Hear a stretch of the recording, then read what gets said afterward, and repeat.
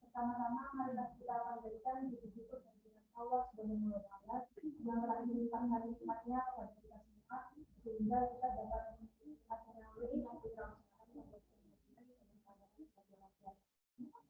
lupa selalu kita salam mari kita lanjutkan kepada Nabi kita Nabi Muhammad Shallallahu Alaihi Wasallam. Semoga kita semua mendapatkan manfaatnya hingga akhir. Yang kami hormati Kepala Sekolah SMA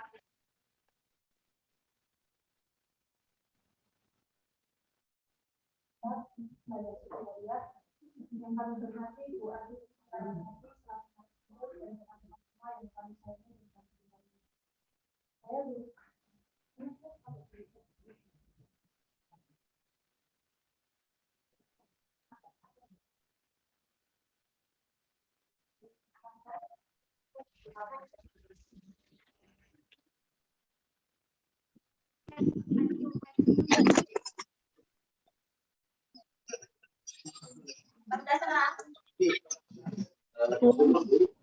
diulang.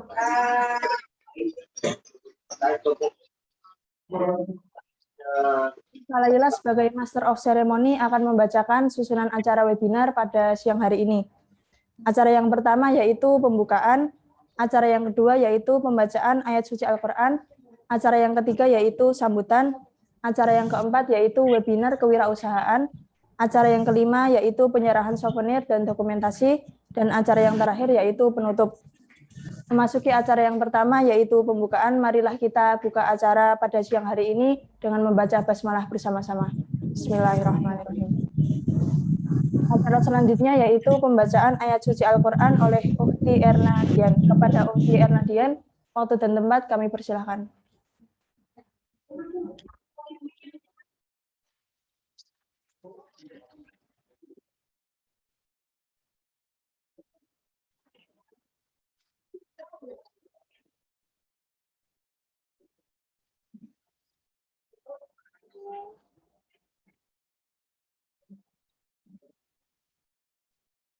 A'udzu billahi minasyaitonir rajim.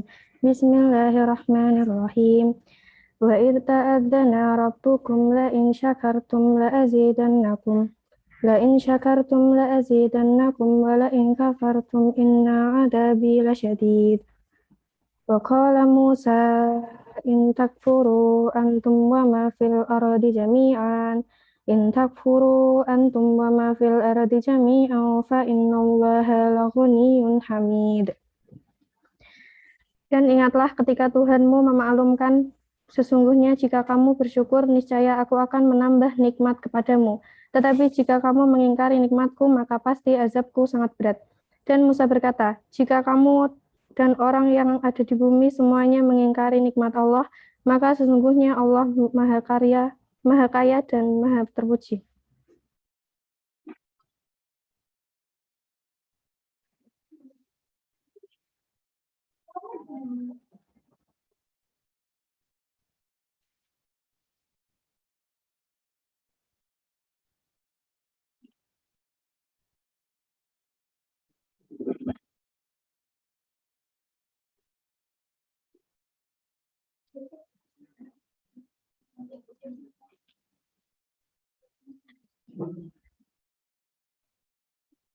Jazakillah khairan kepada Ukhti Erladian yang telah membacakan ayat Al-Quran.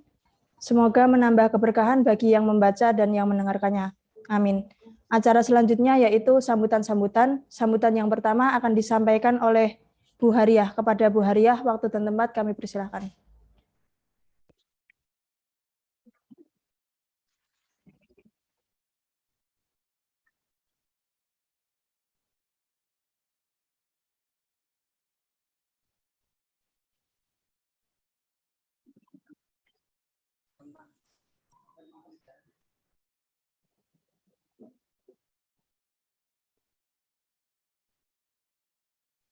Assalamualaikum warahmatullahi wabarakatuh. Alhamdulillah akhirnya pada kesempatan kali ini kita bisa berkumpul. Ya, setelah setahun kita tidak melakukan kegiatan webinar ataupun seminar yang berkaitan dengan kewirausahaan. Alhamdulillah pada saat ini akhirnya kita bisa mengadakan acara ini. Iya, seperti dalam sebuah ayat yang artinya ya, sesungguhnya Allah tidak mengubah suatu kaum kalau kaum itu tidak mengubah dirinya sendiri. Jadi kalau kita ini nanti tidak melakukan suatu hal-hal yang bisa mengubah hidup kita, ya kita lakukan sendiri tidak akan berubah. Maka surat ini sangat cocok sekali untuk tema hari ini, yaitu bangkit semangat, bangun peluang. Ya, kebetulan kita akan mendatangkan narasumber kita yang tidak lain adalah kakak kelas kalian, ya dulu alumni SMA MTA tahun 2012. Ya, kebetulan beliau juga dulunya anggota OSIS si ketertiban. Kalau sekarang PKS ya. Nah, nanti bisa kita berkenalan ya, tanya jawab mengenai kewirausahaan. Alhamdulillah beliau ini melakukan sebuah gebrakan ya. Jadi di bidang bisnis ya, beliau ini melakukan walaupun hambatannya banyak sekali ya. Nanti bisa kamu bisa bertanya jawab kepada beliau ya bagaimana beliau ini merintis ya sebuah usaha, karena usaha itu tidak mungkin sebuah usaha itu langsung sukses, itu tidak mungkin, pasti ada tahapannya. Maka ketika nanti kamu mau membangun sebuah usaha, ya harus sabar, telaten gitu ya. Jadi sedikit demi sedikit insya Allah nanti menjadi besar.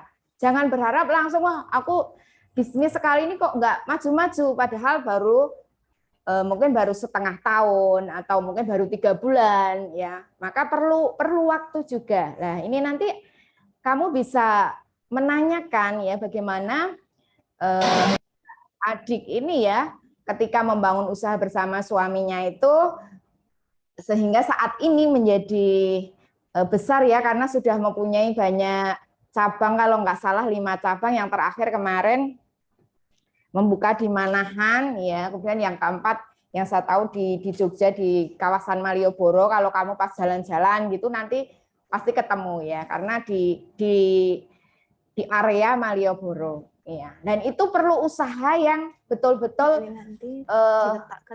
maksimal, tidak setengah-tengah, itu tidak. Pasti ada usaha yang beliau lakukan bersama suaminya untuk bisa menjadi seperti itu. Nah, nanti kita bisa mengambil ilmunya dari beliau, gitu ya. Saya harapkan nanti didengarkan dengan baik. Kemudian kalau ada yang ingin ditanyakan, bisa ditanyakan, inilah tempatnya. Ya, nanti kalau masih belum puas, bisa belajar sendiri mungkin ya secara pribadi. Insya Allah Mbak Adik ini juga tidak berat hati untuk berbagi ilmu ya.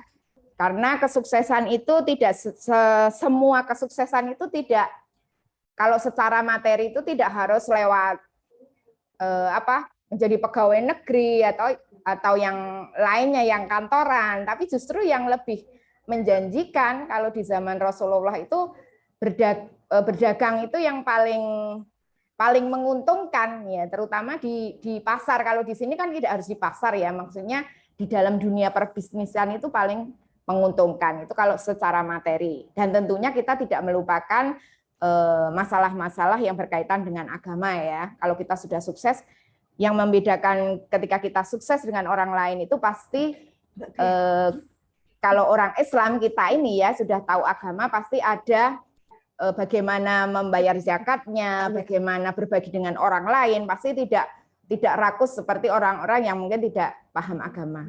Itu ya sambutan dari saya. Semoga nanti acara ini ada manfaatnya bagi kalian yang satu saat nanti ingin membuka peluang usaha. Assalamualaikum warahmatullahi wabarakatuh.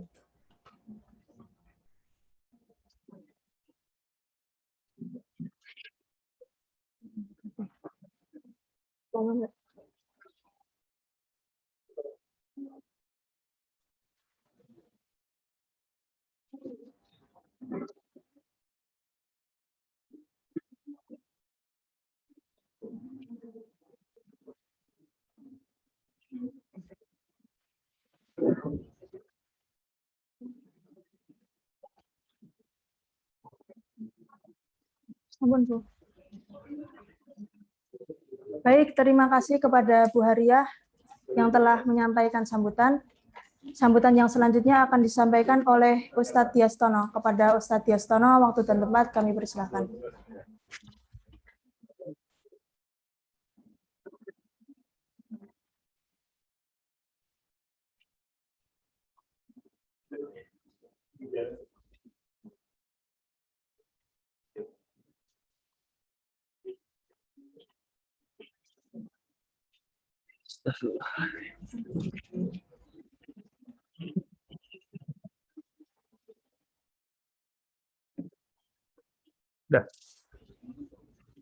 Bismillahirrahmanirrahim. Assalamualaikum warahmatullahi wabarakatuh. Innal hamdalillah nahmaduhu wa nasta'inuhu wa nastaghfiruh wa na'udzu billahi min syururi anfusina wa min sayyiati a'malina may yahdihillahu fala mudhillalah wa man yudlil fala hadiyalah. Asyhadu alla ilaha illallah wahdahu la syarikalah wa asyhadu anna Muhammadan abduhu wa rasuluh. Allahumma sholli ala Muhammad wa ala alihi wa ashabihi wa man tabi'ahu bi ihsan ila yaumiddin. Puji syukur kami panjatkan kehadirat Allah Subhanahu wa taala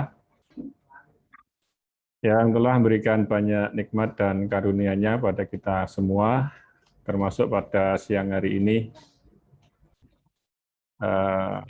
anak-anak putri SMA MTA Surakarta, khususnya dari pengurus OSIS, mengadakan satu kegiatan yang insya Allah bermanfaat di kemudian hari.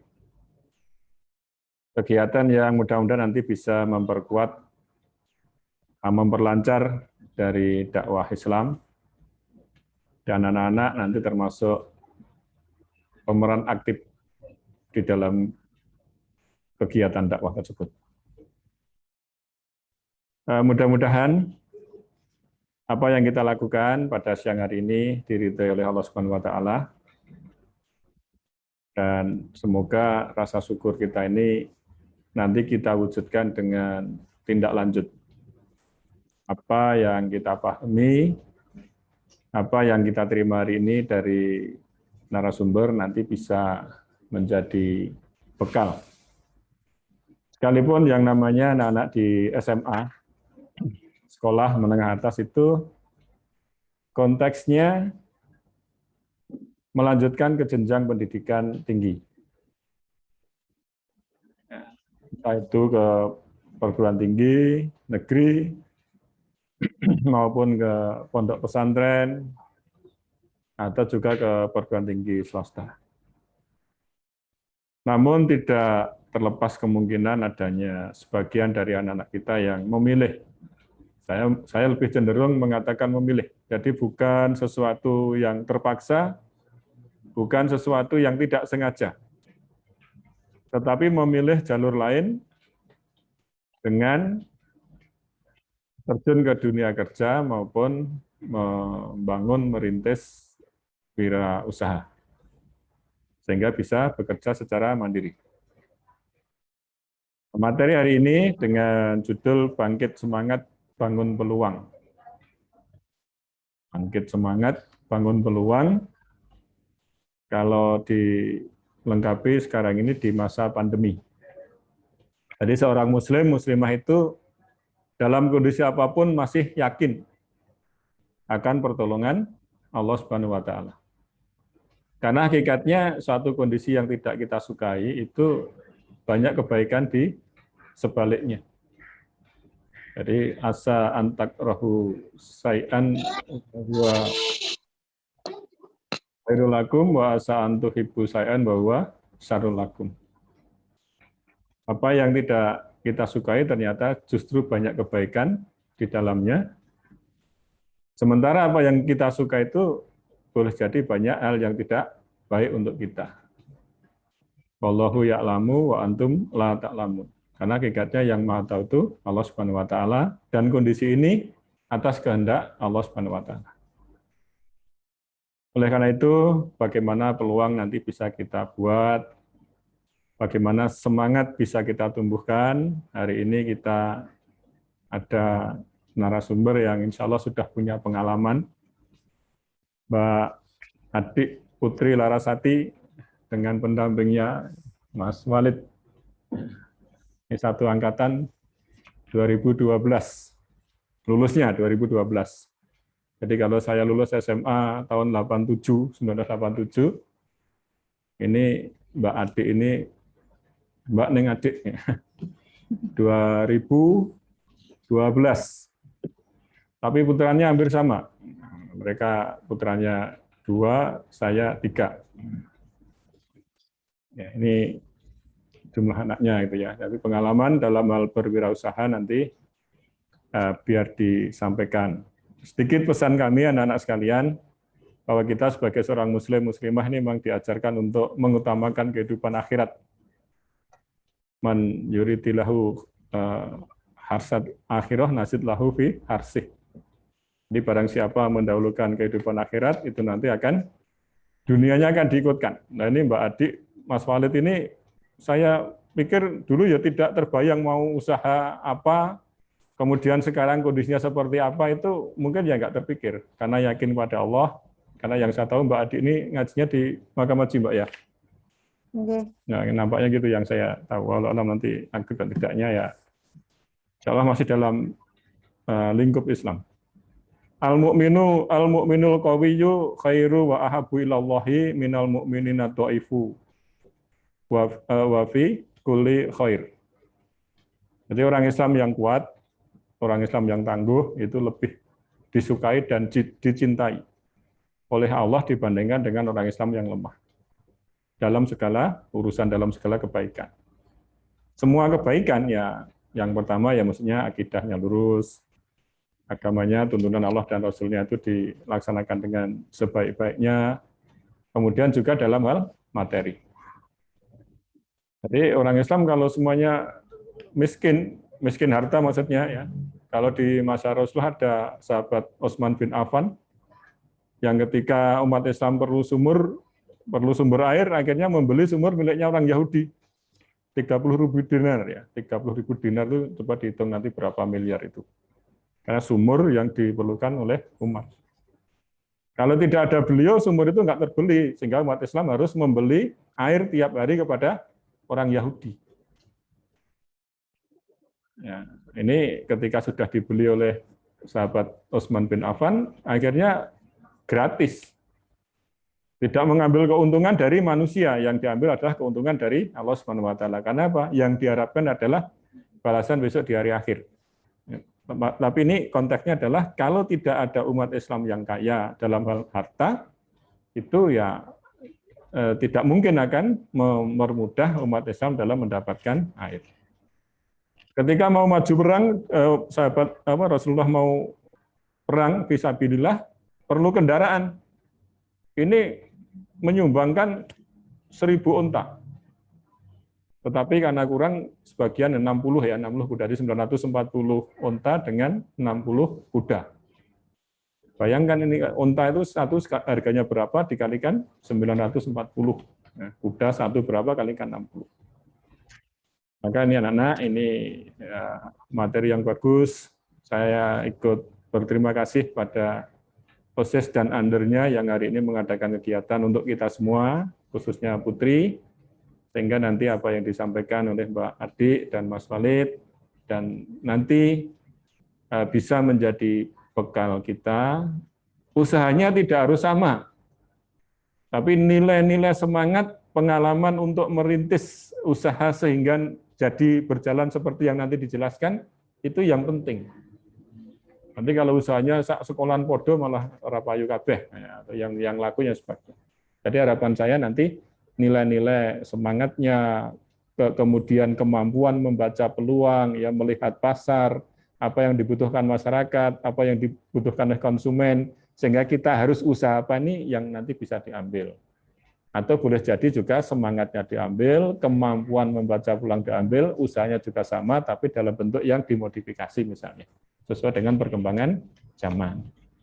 Monggo, maka ini kami juga berterima kasih pada Mas Khalid dan Mbak Adik atas kehadiran di sekolah kita. Mudah-mudahan bisa memberikan kemanfaatan untuk anak-anak, baik yang nanti setelah lulus tidak melanjutkan ke perguruan tinggi maupun yang melanjutkan. Ya.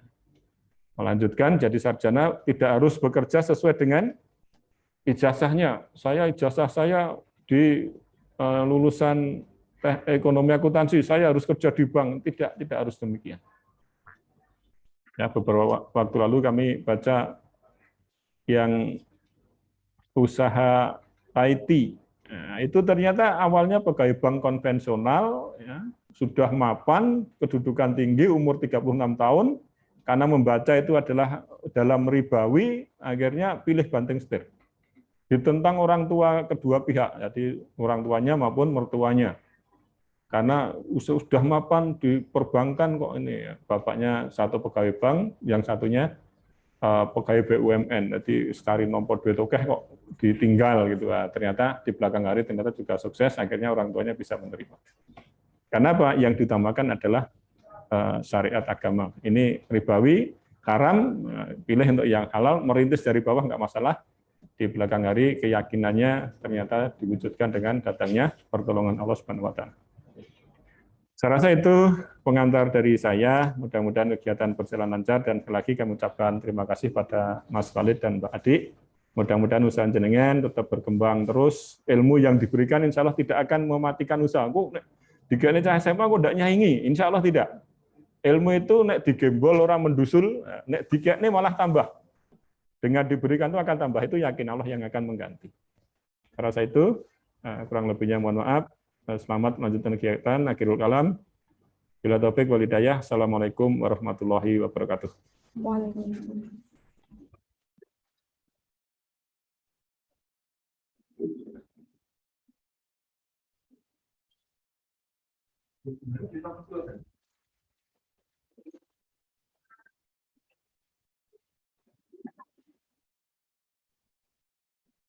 Baik, terima kasih kepada Ustadz Yastono atas sambutan yang telah disampaikan. Memasuki acara yang selanjutnya yaitu webinar kewirausahaan yang akan dipandu oleh Bu Nining. Kepada Bu Nining, waktu dan tempat kami persilakan.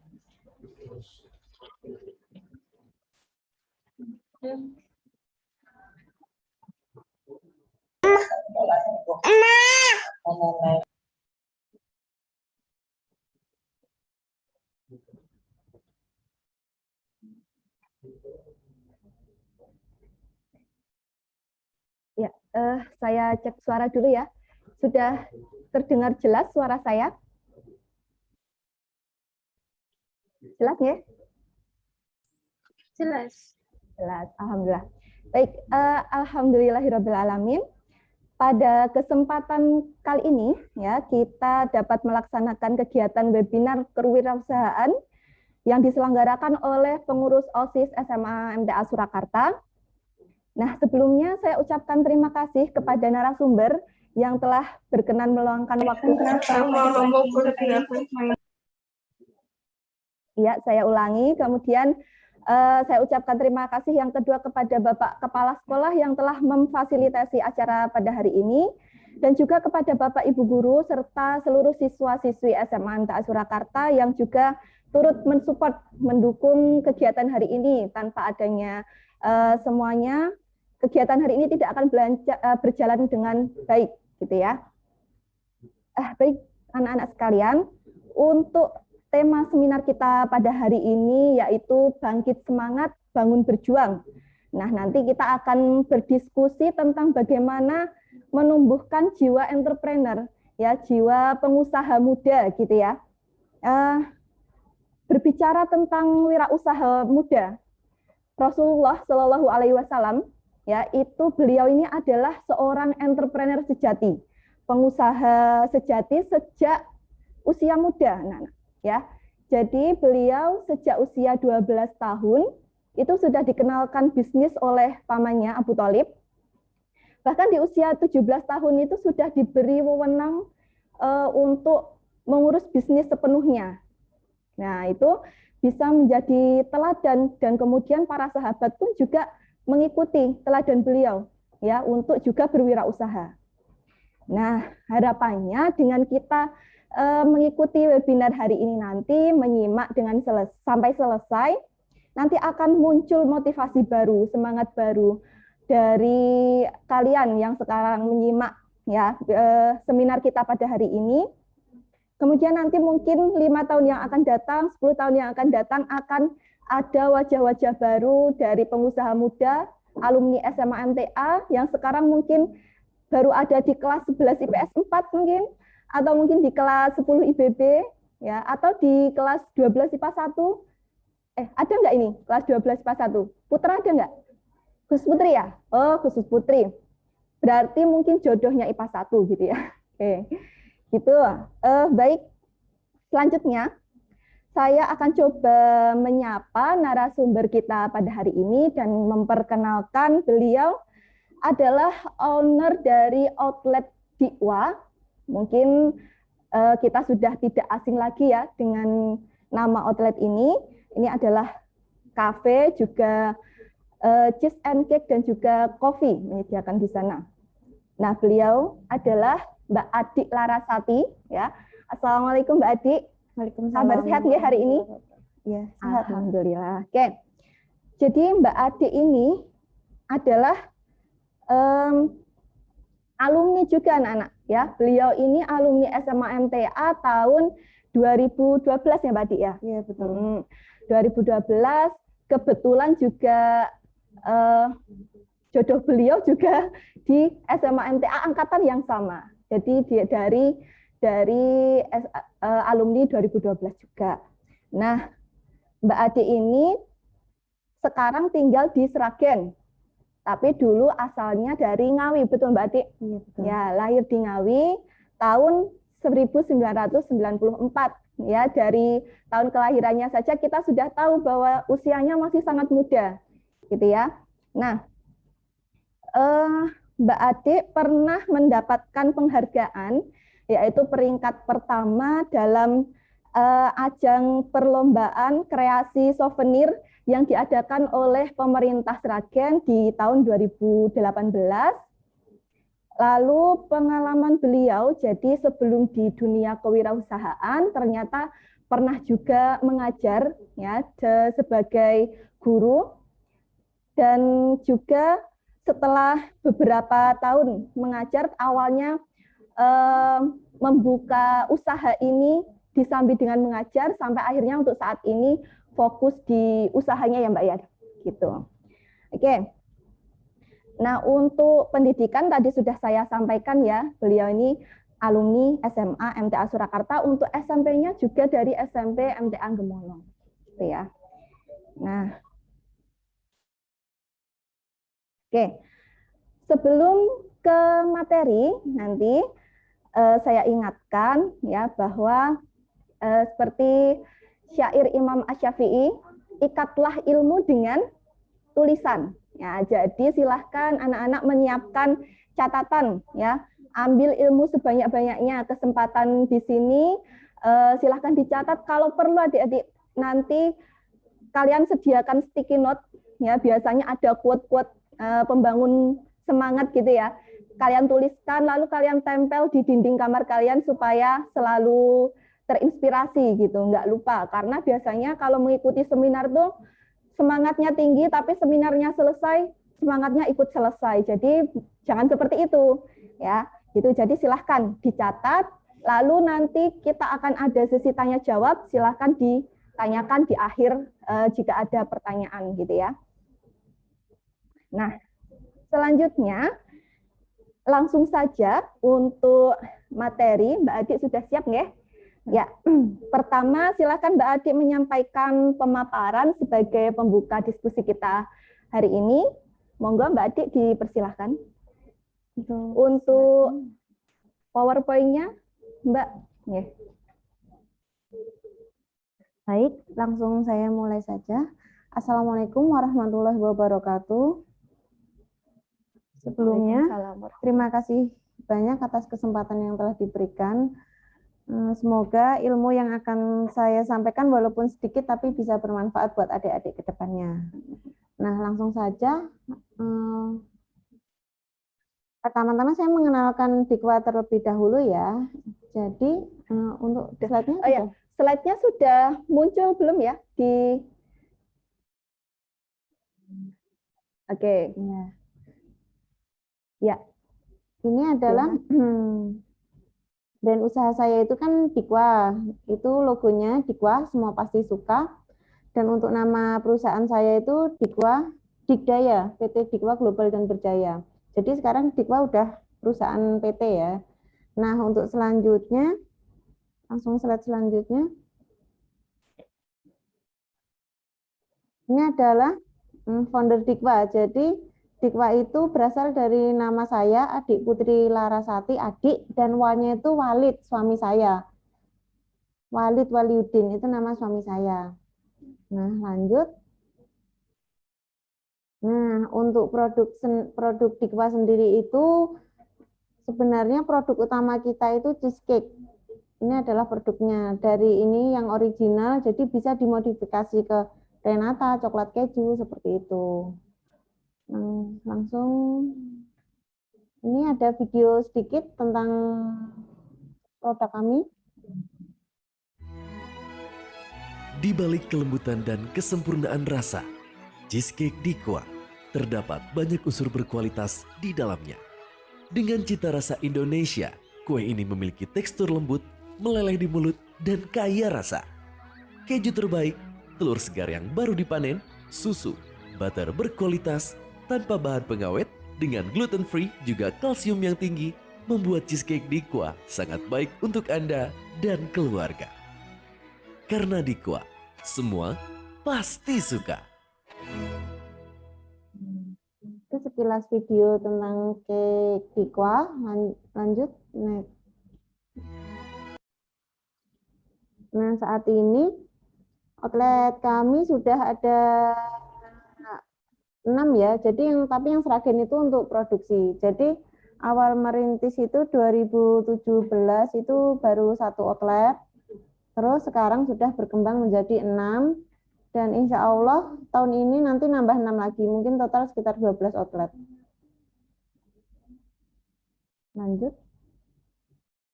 Nah, ini perjalanannya Dikwa. Jadi sebenarnya sebelum saya dan Mas Walid merintis cheesecake, itu sebelumnya kita udah pernah mencoba usaha yang roti 1000-an. Tahu kan yang roti apa?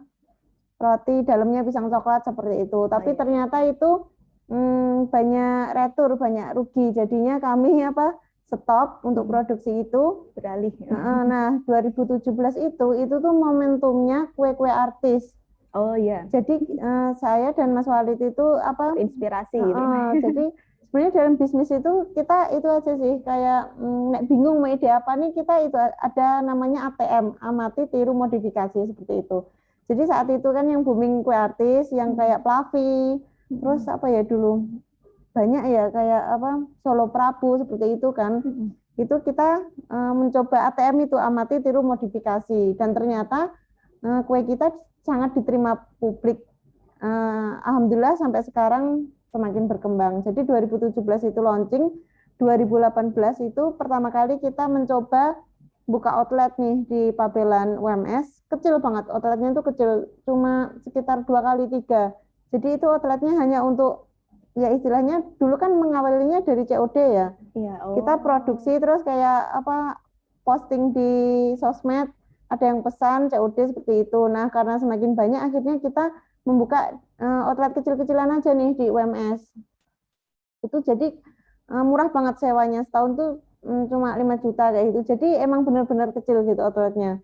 Nah, karena ternyata makin laris, itu 2019 itu udah terdaftar GoFood dan GrabFood, itu juga makin membantu usaha kami. Jadi kayaknya buat adik-adik nih, kalau istilahnya pengen usaha tapi kok nggak ada modal, sekarang tuh sebenarnya udah enak banget ya, kita bisnis dari rumah aja, tinggal daftar GrabFood, GoFood, itu sebenarnya udah bisa. Jadi kayak tanpa modal. nggak usah bikin kafe, nggak usah bikin toko pun sebenarnya kita bisa, cuma kayak modal dapur gitu ya, modal dapur kita daftarin GrabFood dan GoFood gitu aja, nanti udah bisa kok kan itu nanti Gojek dan Grab-nya yang datang ke rumah kita seperti itu. Dan yang bayar konsumen ya, Mbak? Iya, dan yang bayar konsumen, kita promosinya tinggal lewat sosial media. Jadi yang UMS itu sebenarnya itu tempatnya pelosok banget. Kayak di gang-gang kecil gitu. Cuman ya alhamdulillah terbantu dengan GrabFood dan GoFood itu kami bisa berkembang semakin besar dan cepat gitu. 2020 kami membuka outlet baru lagi di Solo Baru, itu lebih besar karena ya udah istilahnya udah lebih mampu ya. Kalau 2018 kita masih benar-benar mencoba, 2020 ini kita udah banyak pengalaman, udah mampu, jadi kita membukanya outlet lebih besar. Dan 2021 ini kita sudah mulai ekspansi. Jadi istilahnya kalau bisnis kita udah mapan nih, itu kita tinggal ekspansi, tinggal istilahnya melebarkan sayap lah seperti itu. Lanjut. Nah, ini ada video sedikit perjalanannya Dikwa.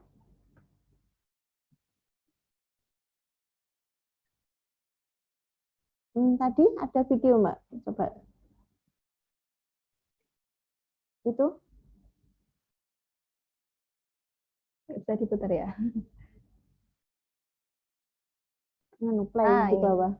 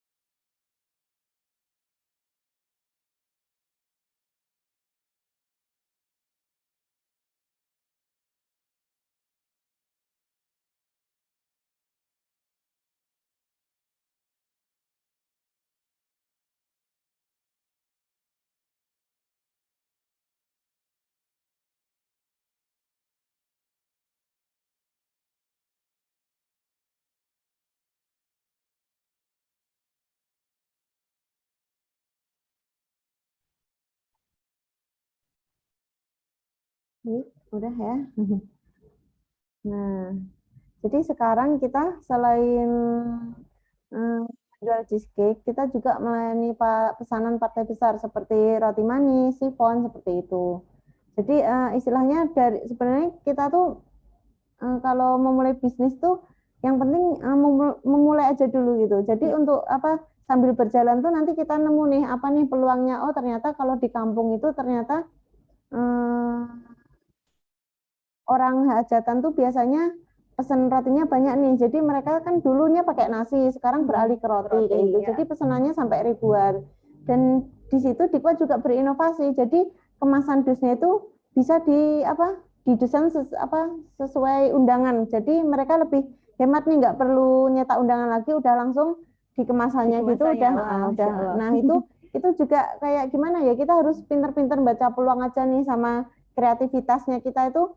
Gimana intinya berbisnis itu sebenarnya bukan masalah materi ya, sebenarnya itu bisnis itu tuh sebenarnya bagaimana kita memudahkan hidup masyarakat. Apa yang masyarakat kita butuhkan, kita berusaha menjadi solusi dari permasalahan tersebut seperti itu. Ya, Insya Allah. Oke, lanjut. Nah, tadi kan udah perkenalan tentang Dikwa ya, sekarang langsung aja.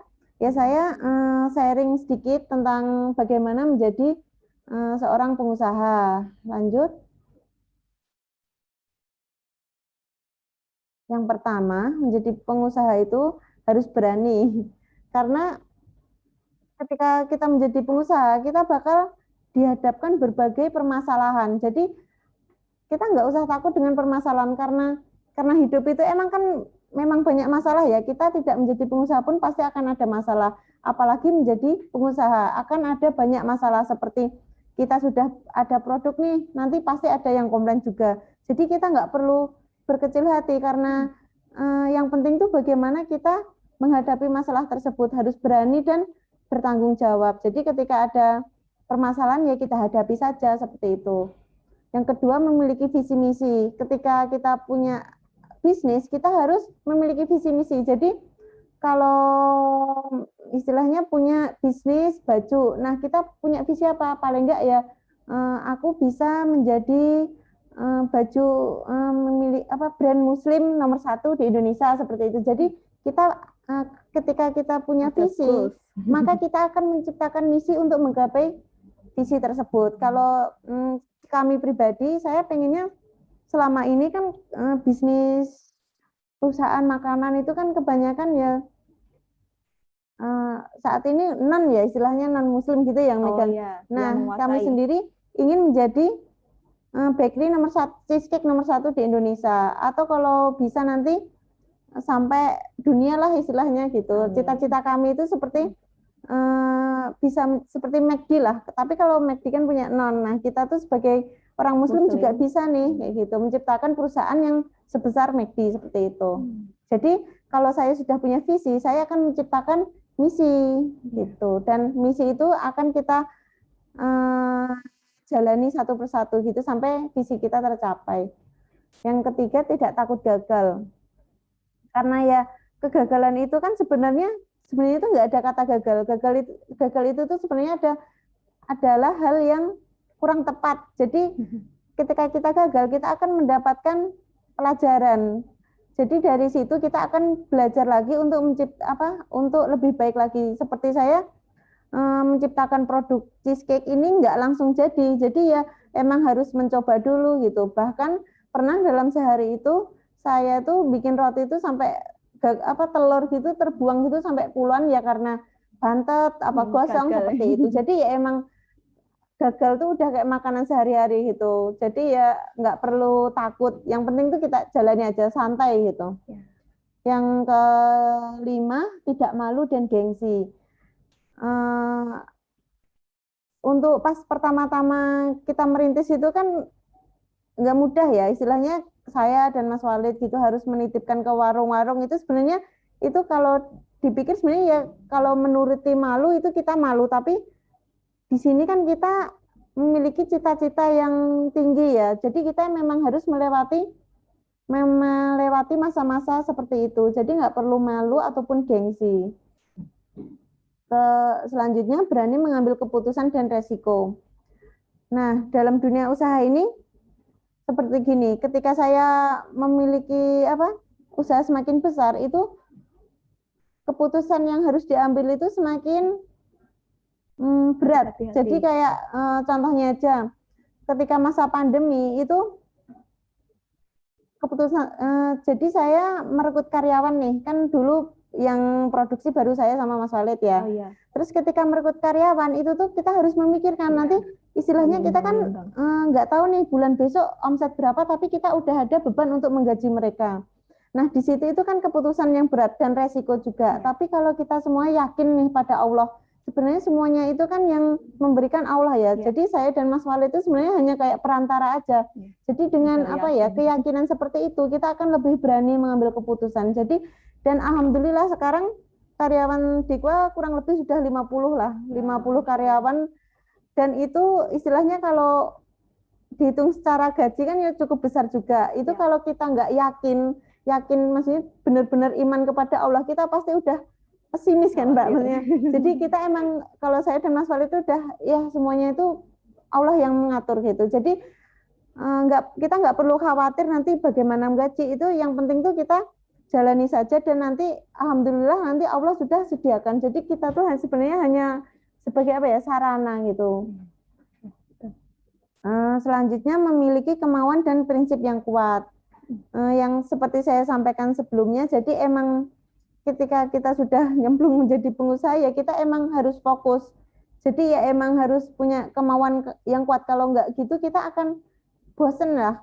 Soalnya kalau ketika saya bisnis cheesecake, jadi selama 5 tahun ya saya berkecimpungnya sama cheesecake aja ya. Kalau saya nggak punya kemauan yang kuat, mungkin saya setahun, sebulan udah bosen ganti bisnis lain. Dan itu nanti kita susah untuk menjadi apa istilahnya menjadi unggulan karena kita bosan dan apa ya pindah-pindah seperti itu. Jadi kalau kita sudah nemu yang cocok dan emang itu potensi buat kita ya sudah kita jalani saja. Pokoknya kita fokus di di satu bidang itu. Selanjutnya pandai memanfaatkan peluang. Nah, jadi sebenarnya ya dalam kondisi apapun itu tuh pasti ada peluang. Dan dalam kondisi pandemi seperti ini pun biasanya kita kan rame yang orderan sampai ribuan itu kan untuk orderan hajatan partai besar, nikah. Karena PPKM nggak ada, ternyata ada juga orderan. Tapi untuk hajatan seperti kayak sedekah seperti itu loh, itu ternyata banyak juga. Selanjutnya mau mendengar masukan. Jadi menjadi pengusaha itu kita jangan terlalu idealis ya, karena konsumen kita itu ya masyarakat. Jadi kita harus mengedepankan apa yang diinginkan masyarakat daripada ego kita sendiri. Contohnya kalau saya sendiri, saya itu sebenarnya suka cake tuh yang less sugar gitu, nggak begitu manis. Tapi kan kalau lidah Indonesia suka yang manis, makanya dengan begitu saya ya harus mendengarkan, oh Mbak ini kok kayaknya kurang manis, oh ya jadi saya harus menambahkan. Jadi menjadi pengusaha itu kita harus mendengar, pandai-pandai mendengarkan keluhannya masyarakat. Kalau untuk adik-adik ya mulai dari sekarang kayak oh temennya curhat apa didengerin, siapa tahu di situ ada peluang kayak gitu. Iya benar-benar. Oke. Terus selalu bersyukur. Nah, jadi namanya pengusaha itu kan pasti ada naik turun kayak gitu. Nah, saya sendiri ketika turun saya berarti ini waktunya saya istirahat gitu. Kalau rame terus, banter terus kan nanti kita manusia juga ada bisa capek juga kan. Makanya jangan sampai kita mengeluh, istilahnya hari ini sepi kok mengeluh. Jadi sebisa mungkin kita tuh selalu bersyukur. Karena setiap kondisi itu menurut saya pasti ada hikmahnya. Ketika ramai ya alhamdulillah, ketika sepi berarti itu waktunya kita untuk istirahat sejenak gitu. Dan nanti tapi ya jangan langsung pasrah. Kita ya tetap harus kayak ada evaluasi. Apa nih sekiranya yang membuat kenapa hari ini sepi gitu. Karena kayak bisnis ya itu enggak dalam 1 minggu aja. Biasanya yang ramai itu kayak Jumat sampai Minggu gitu. Makanya kan sering ada tuh kayak promo hari Selasa, diskon itu tuh sebenarnya karena hari Selasa tuh kayak sepi gitu. Jadi kayak kayak kita bikin inisiatif setiap hari Selasa ada diskon seperti itu. Itu karena ya dalam 1 minggu tuh biasanya yang ramai ya weekend kayak Jumat sampai Sabtu seperti itu. Lanjut.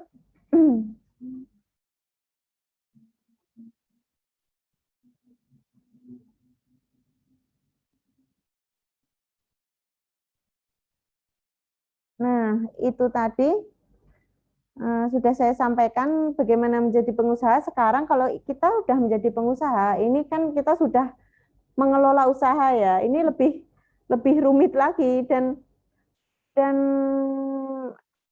menjadi menjadi pengusaha itu memang nggak ada sekolahnya. Tapi ketika kita terjun di dunia usaha, kita emang ya tetap harus mencari ilmu sebanyak-banyaknya, bisa dengan ikut seminar kayak gitu. Karena lebih rumit ya, ini yang pertama ya, kita harus komitmen pada bisnis. Jadi yaitu saya sampaikan tadi ketika saya usaha makanan nih, terus lihat temen usaha baju kok laris, terus pindah baju. Jangan seperti itu ya, karena kalau kayak gitu ya kita nggak susah untuk benar-benar sukses. Jadi ya cuma pindah gitu aja. Jadi saran saya ketika udah usaha makanan dan itu sudah terlihat menjanjikan, ya udah kita komitmen. Jadi kayak jatuh bangun tuh kita evaluasi terus gitu loh sampai ya itu seperti itu. Kalau kita udah punya visi, saya paling nggak punya cabang seluruh Indonesia tercapai kayak gitu. Jadi seperti saya ini usahanya makanan, terus nanti punya cabang banyak gitu, daripada kita pindah-pindah gitu kan jadi nggak fokus ya. Jadi kayak Satu tapi diperluas. satu tapi diperluas seperti itu. Soalnya kalau udah masuk kita masuk ke dunia usaha itu tuh ilmunya banyak banget, seperti branding. Terus branding itu aja itu tuh kita butuh biaya banyak. Kayak branding itu kan iklan ya. Iya. Makanya kenapa itu kayak kita pasang papan di nama itu kan biayanya juga ratusan juta. Padahal itu kan kalau dipikir cuma kayak buat iklan, tapi iklan itu juga iklan itu juga penting, karena iklan itu akan membrainwash kayak bawah sadar konsumen gitu loh. Jadi di papan ada tulisan Le Mineral gitu. Jadi ketika dia ke Alfamart nih tanpa tidak sadar gitu dia aku beli Le Mineral aja lah seperti itu. Jadi dalam bisnis itu nanti ada yang namanya ilmu branding juga. Jadi makanya kenapa kita komitmen pada bisnis, karena satu bisnis aja kalau kita mau komitmen itu ilmu yang harus kita kuasai itu banyak banget, dan biaya untuk untuk branding, untuk distribusinya itu juga banyak sekali seperti itu. Lanjutnya langsung strategi pemasaran tepat sasaran. Nah, jadi dalam bisnis itu kita nggak bisa bikin produk satu kok untuk semua gitu, nggak bisa. Jadi seperti cheesecake saya ini sasarannya apa? Dia sasarannya menengah ke atas karena harganya kan juga 50-an ya. Jadi itu jadi setiap produk itu punya target market sendiri seperti itu.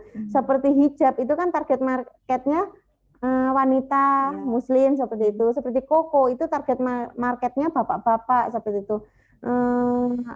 Jadi semua produk itu kita sebelum menciptakan produk kita harus tahu nih target market kita siapa nih seperti itu. Jadi kalau kita istilahnya kita tinggal di Jogja, ternyata Jogja tuh banyak wisatawan, ya udah saya bikin mungkin souvenir, berarti target market kita siapa, yaitu para wisatawan seperti itu.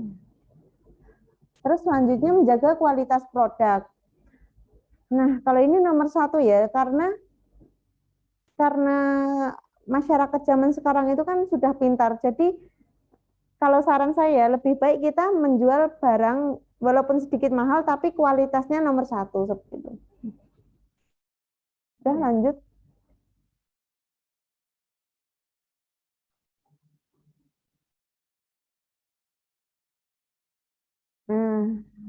Selanjutnya manfaat menjadi pengusaha. Yang pertama, membantu melayani kebutuhan masyarakat. Jadi pengusaha itu selain enak lah menurut, tapi ya sebenarnya berat, bisa dibilang enak, bisa dibilang berat juga. Itu manfaatnya kita juga bisa membantu melayani kebutuhan masyarakat. Seperti masyarakat butuh, kalau zaman dulu kan harus rewang tuh, harus repot, harus apa. Sekarang saya bisa istilahnya mereka nggak perlu repot-repot rewang nih, ya udah langsung pesen roti di kita. Jadi sebenarnya inti pengusaha itu kita jangan berfokus pada uang dulu, tapi kita berfokus bagaimana meringankan masalah-masalah yang ada di sekitar lingkungan kita gitu. Seperti contohnya gini ya, kenapa ada obat nyamuk? Karena apa? Karena ada masalah itu nyamuk. Jadi tercipta peluang bisnis obat nyamuk seperti itu kan. Nah, selanjutnya menciptakan lapangan pekerjaan.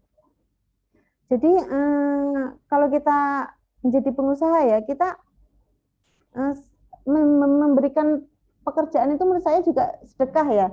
Soalnya kan dengan pekerjaan itu kan seorang kepala keluarga bisa menafkahi keluarganya. Jadi dan saya dulu waktu awal-awal pandemi itu juga sebenarnya khawatir itu kan bisnis pada banyak yang turun ya. Tapi saya punya karyawan nih, nggak mungkin kan saya PHK. Jadi ya sebisa mungkin kita bertahankan. Kita hemat dulu lah. Yang penting bagaimana semuanya bisa sama-sama hidup. Soalnya dengan lapangan pekerjaan itu kan semua orang ya bergantung dari situ buat membiayai sekolahnya kayak gitu.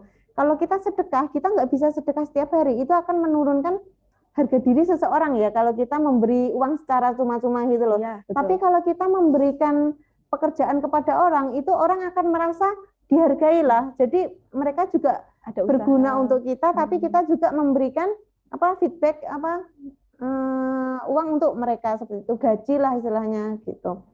Yang selanjutnya membantu perekonomian.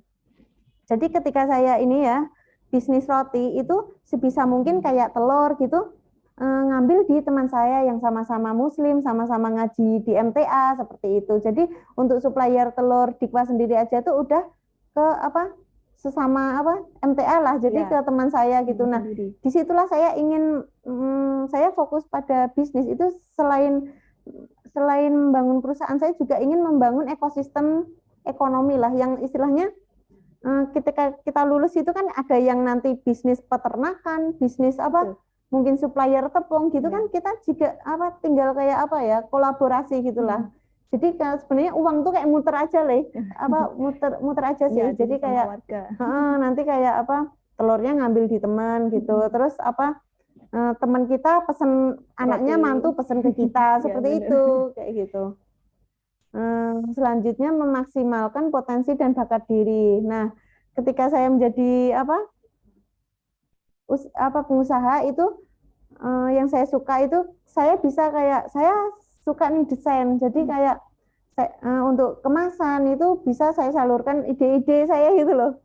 Ide-ide saya bisa saya salurkan langsung ke desain kayak gitu. Terus kayak outlet gitu kan, kita desain sendiri nih. Jadi kayak gitu ya. Senang aja sih kayak ide-ide kita itu bisa kita salurkan seperti itu. Nah, terus selanjutnya yang terakhir memiliki relasi yang luas.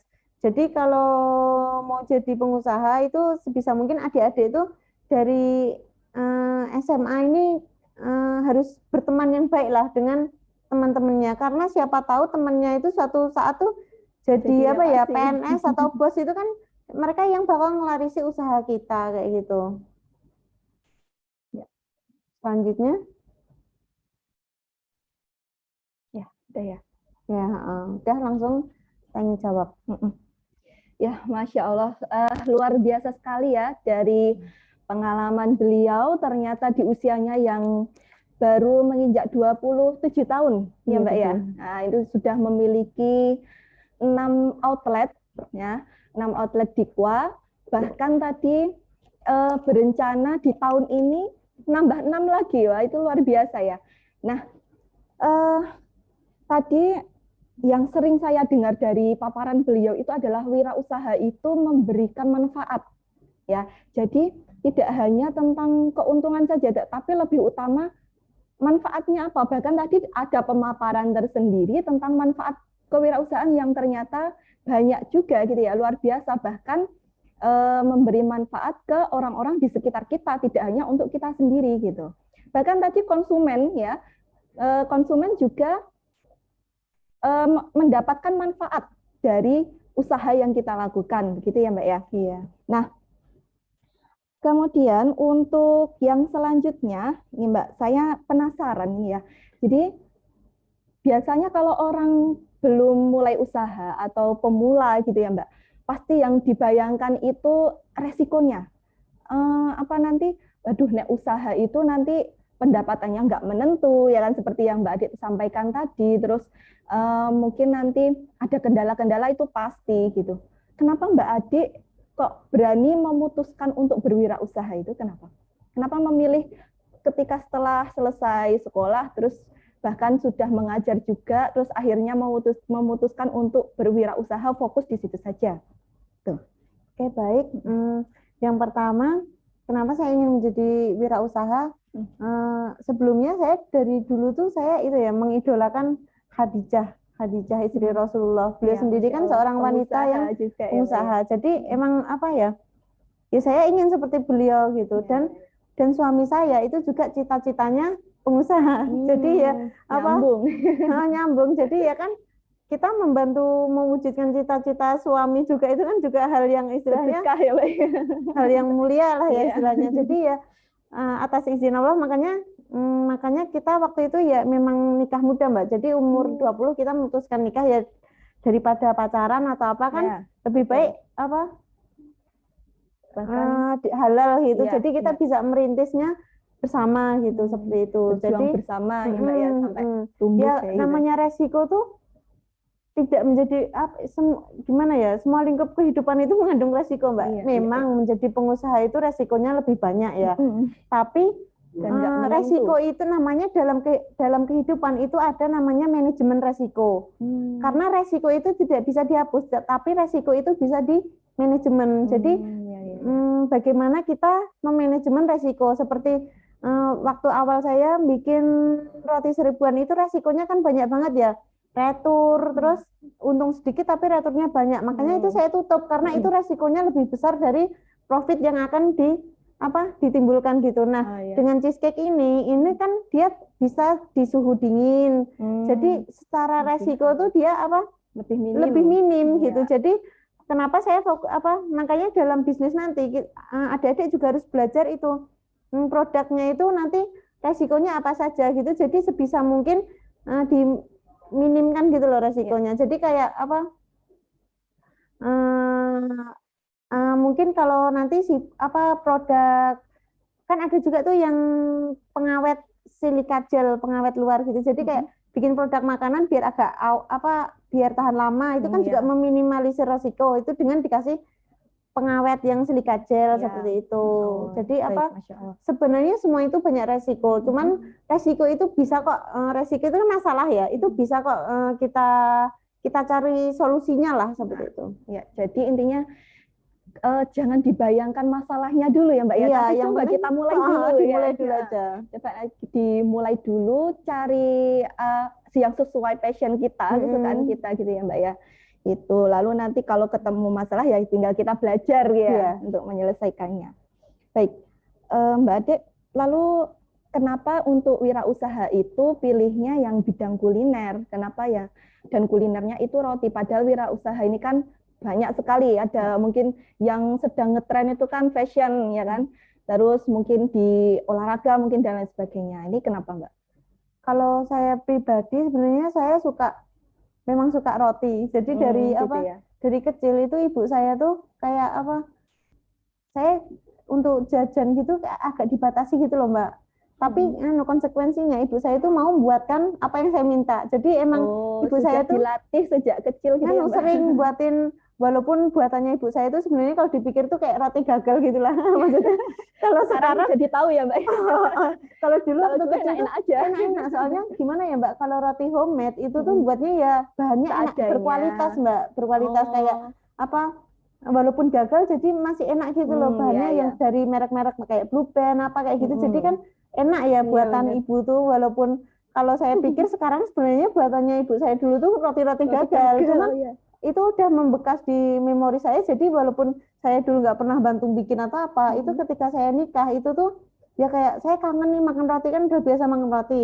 Jadi saya pengen ya udah saya bikin roti aja gitu. Jadi ya emang saya kan nggak pernah ikut les masak, tapi ya karena yang saya tahu, saya kenal Mbak Ade ini kebetulan kan kakak kelas saya ya Mbak ya. Jadi beliau ini dulu di OSIS saja itu di bagian ketertiban loh.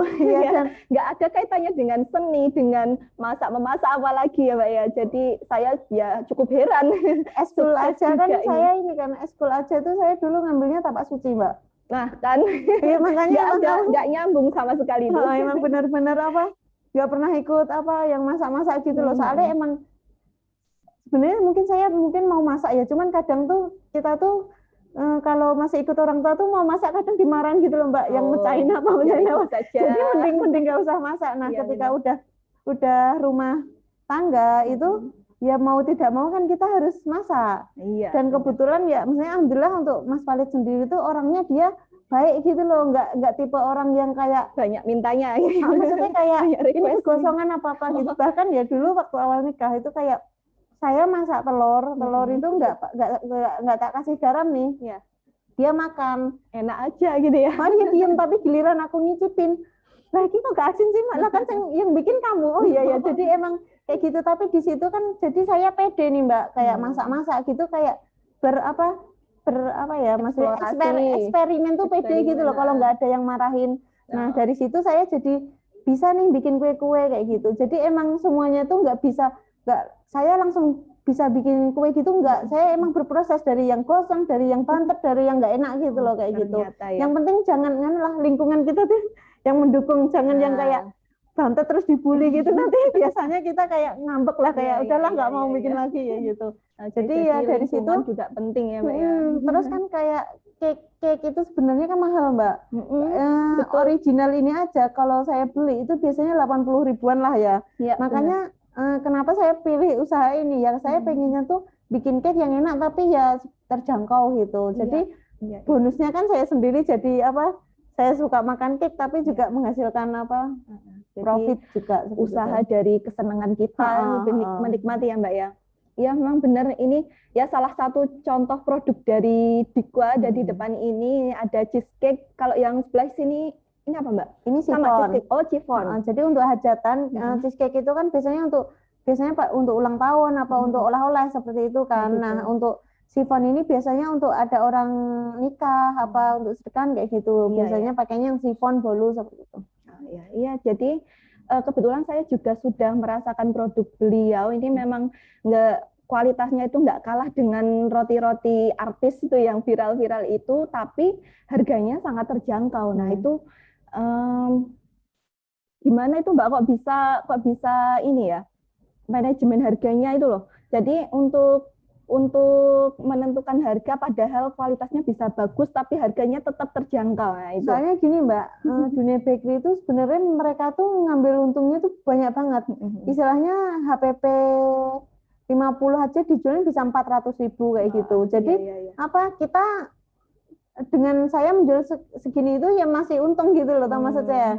Soalnya kalau yang lain itu emang apa marginnya ngambilnya mungkin terlalu tinggi kayak gitu. ya. Soalnya kan karena dunia bakery ini kan nggak semua orang bisa ya. Jadi ya karena apa ya hukum pasar ya istilahnya kalau sedikit pesaing mereka bisa main harganya lebih banyak, lebih tinggi ya seperti itu. Beda nih kita mau jual gula gitu udah ada patokan harganya. Jadi kita nggak bisa mau apa ngambil untung lebih gitu. Soalnya kan itu bahan pokok seperti itu. Oke. Ya, jadi Mbak Adi anak-anak ini ya dari kelas 10 kalau sekarang ini ada pelajaran prakarya dan kewirausahaan Mbak Adi. Jadi kalau mungkin dulu ketika kita masih SMA itu nggak ada pelajaran itu, tapi sekarang sudah ada. Nah, di teori itu ada yang namanya analisis SWOT. Ya pernah mendengar ya Mbak Adi ya itu jadi bagaimana kita menganalisis saingan kita ya itu tentang kelemahannya apa, keunggulannya apa, ancamannya apa, terus peluang bisnis yang kita ambil ini apa. Jadi kan tadi Mbak Adik sudah memilih untuk bisnis roti nih. Nah itu kalau dalam teori seperti itu, tapi prakteknya gimana Mbak? Apa juga harus seperti itu?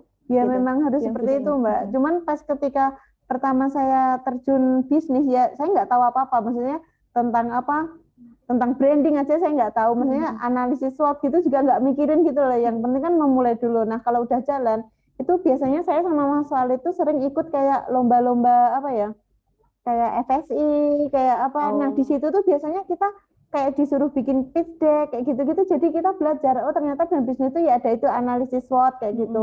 Nah di situ tuh kita jadi jadi tahu nih ternyata bisnis kita memang harus butuh dan ternyata emang sekarang kan kita udah mulai nih kayak analisis SWOT gitu. Jadi kita tahu nih pesaing kita istilahnya bakery ini gitu. Tapi menurut saya ya Mbak, dalam bisnis itu saya pribadi saya nggak tipe orang yang suka saingan gitu. Jadi kolaborasi lah Mbak. Jadi saya sama teman saya sama-sama bakery itu aja bisa kolaborasi. Jadi kalau saya spesialis cheesecake, dia spesialis roti manis ya. Jadi ketika ada konsumen saya beli pesan roti manis ya saya tinggal mesen ke gitu. Teman saya seperti itu. Jadi kolaborasi. Sekarang tuh udah bukan zamannya kayak saingan gitu sih. Soalnya sebenarnya setiap usaha itu punya keunikan sendiri-sendiri seperti itu. Jadi kita sama-sama pebisnis tuh ya, kalau bisa juga kolaborasi saling melengkapi kayak gitu. Masya Allah ya ini bahkan sesama pengusaha yang ini aja bukan menjadi pesaing, tapi malah menjadi relasi gitu ya Mbak ya. Ya gini loh Mbak, pesaing kita itu di dalamnya tuh mereka juga punya karyawan Mbak. Jadi masa iya kita harus pengen menang sendiri? Soalnya usaha itu sebenarnya bukan melibatkan banyak orang melibatkan banyak orang. Sedangkan dia itu juga punya karyawan yang harus digaji dan karyawan itu harus punya keluarga yang harus dinafkahi. Jadi sebisa mungkin sebenarnya kita sama-sama pengusaha itu harus kayak saling melengkapi, istilahnya kayak saling mendukung, saling support seperti itu. Jadi nggak perlu kayak saingan-saingan apa perang harga seperti itu, nggak Iya. perlu menurut saya. Mungkin kalau misalkan harus bersaing ya bersaing persaingan yang sehat gitu Iya. ya. Oke. Nah, tadi sempat menyinggung sedikit tentang pengemasan packing ini. Sepertinya unik sekali. Kemarin saya lihat yang chiffon itu juga kemasannya unik gitu ya. Jadi kotak ini tapi langsung nggak perlu tas, nggak perlu plastik lagi gitu ya. Itu idenya dari mana sih Mbak, kok bisa gitu loh muncul inspirasi desain produk, desain pengemasan ini dari mana gitu? Ya, kalau udah Mbak, biasanya saya sama Mas Salid sama tim gitu ya sering-sering kayak kita tuh istilahnya dulu studi banding tahu. Oh ya, jadi ini ya Mbak ya ada tim untuk desain produk, desain mungkin nanti outlet kayak gitu ada tim tersendiri. Untuk jadi kita tuh ada tim produksi, terus tim ya kasir yang jaga-jaga outlet itu, sama ada tim manajemen. Soalnya kalau udah besar gitu kan kita emang butuh manajemen khusus ya kayak gitu. Jadi ya kita ada studi banding. Jadi kayak ya main ke bakery lain kayak gitu. Sekiranya apa yang bisa kita contoh nanti buat pengembangan kita gitu loh. Jadi ya jangan, kita emang harusnya Mbak banyak-banyak wawasan lah. Sering kayak main ke kafe kayak gitulah. Nanti kan desainnya bisa kita contoh, atau kita main ke toko packaging kayak gitu. Saya biasanya seperti itu, ikut-ikut pameran, ikut-ikut apa itu nanti yang sekiranya unik-unik gitu nanti saya terapkan ke bisnis saya. Jadi selain ada tim ya, mungkin tim ini kan ketika bisnis Mbak Adik sudah berkembang ya, tapi kan awal-awal dulu kan belum ada tim, belum ada karyawan, itu mungkin dari banyak pengalaman tadi, mengamati ya Mbak ya, mengamati terus nanti kita tiru gitu, terus dimodifikasi kan gitu ya. Baik Mbak Adik, nah tadi ya sudah sebenarnya ada pertanyaan tapi tadi sudah terjawab ya, ternyata untuk bisnis Mbak Adik pun ini juga ya saya kira semua bisnis seperti itu, tidak langsung jaya, tidak langsung mulus gitu ya. Ada tantangannya, ada kegagalan kayak gitu. Nah, motivasi Mbak Adik untuk bangkit dari kegagalan-kegagalan yang Mbak Adik alami itu apa? Sebenarnya ya, dulu ya pernah kayak down gitu ya istilahnya. Kalau apa, soalnya ya capek juga Mbak, dulu kayak kita udah capek-capek nih bikin roti yang 1000-an gitu loh, terus kok kreaturnya banyak banget itu emang kayak rasanya nggak pengen bikin roti lagi gitu, tahu kayak udahlah kayak, tapi kan ya kembali lagi support suami kayak gitu, maksudnya apa ya udahlah kita jalani aja, maksudnya kalau capek ya udah nggak apa-apa, istirahat dulu gitu, kayak vakum dulu nggak apa-apa, nanti kalau itu emang udah passion itu tuh kan Mbak, kayak kita pengen lagi gitu tahu. Makanya kalau gagal capek ya udah nggak apa-apa, istirahat dulu, santai gitu loh Mbak. Nanti kalau udah siap mental lagi nih ya udah dimulai lagi kayak gitu. Ya. Itu tadi ya, Masya Allah. Jadi banyak sekali pelajaran yang kita ambil dari beliau hari ini, motivasi-motivasi tentang, dan ini tidak hanya teori ya anak-anak, mungkin selama ini kalian hanya belajar textbook dari buku, kemudian diujikan kayak gitu ya. Nah ini ada contoh nyata yang sudah mempraktikkan gitu, sudah mempraktikkan teori yang ada, dan ternyata memang teori-teori yang ada itu ya juga dipraktikkan di dunia usaha kalau kita ingin berwirausaha gitu ya. Nah, itu tadi materi tentang kewirausahaan hari ini. Barangkali untuk yang selanjutnya yaitu sesi tanya jawab ya. Barangkali nanti ada pertanyaan dari peserta hari ini. Nah, untuk hari ini tadi saya dengar ada door prize spesial dari narasumber kita hari ini, ya Mbak Dik ya.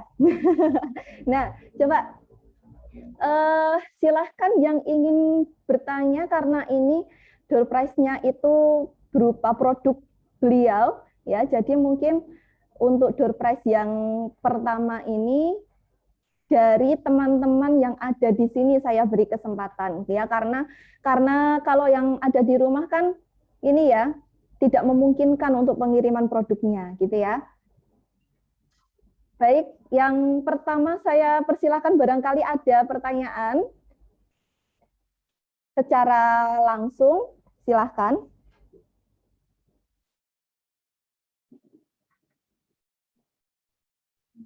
Ada nggak ini?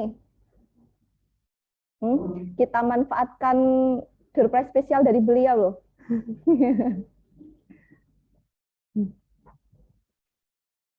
Ada? Oh iya, silahkan Mbak perkenalkan nama dan bisa langsung disampaikan pertanyaannya. Waalaikumsalam warahmatullahi wabarakatuh.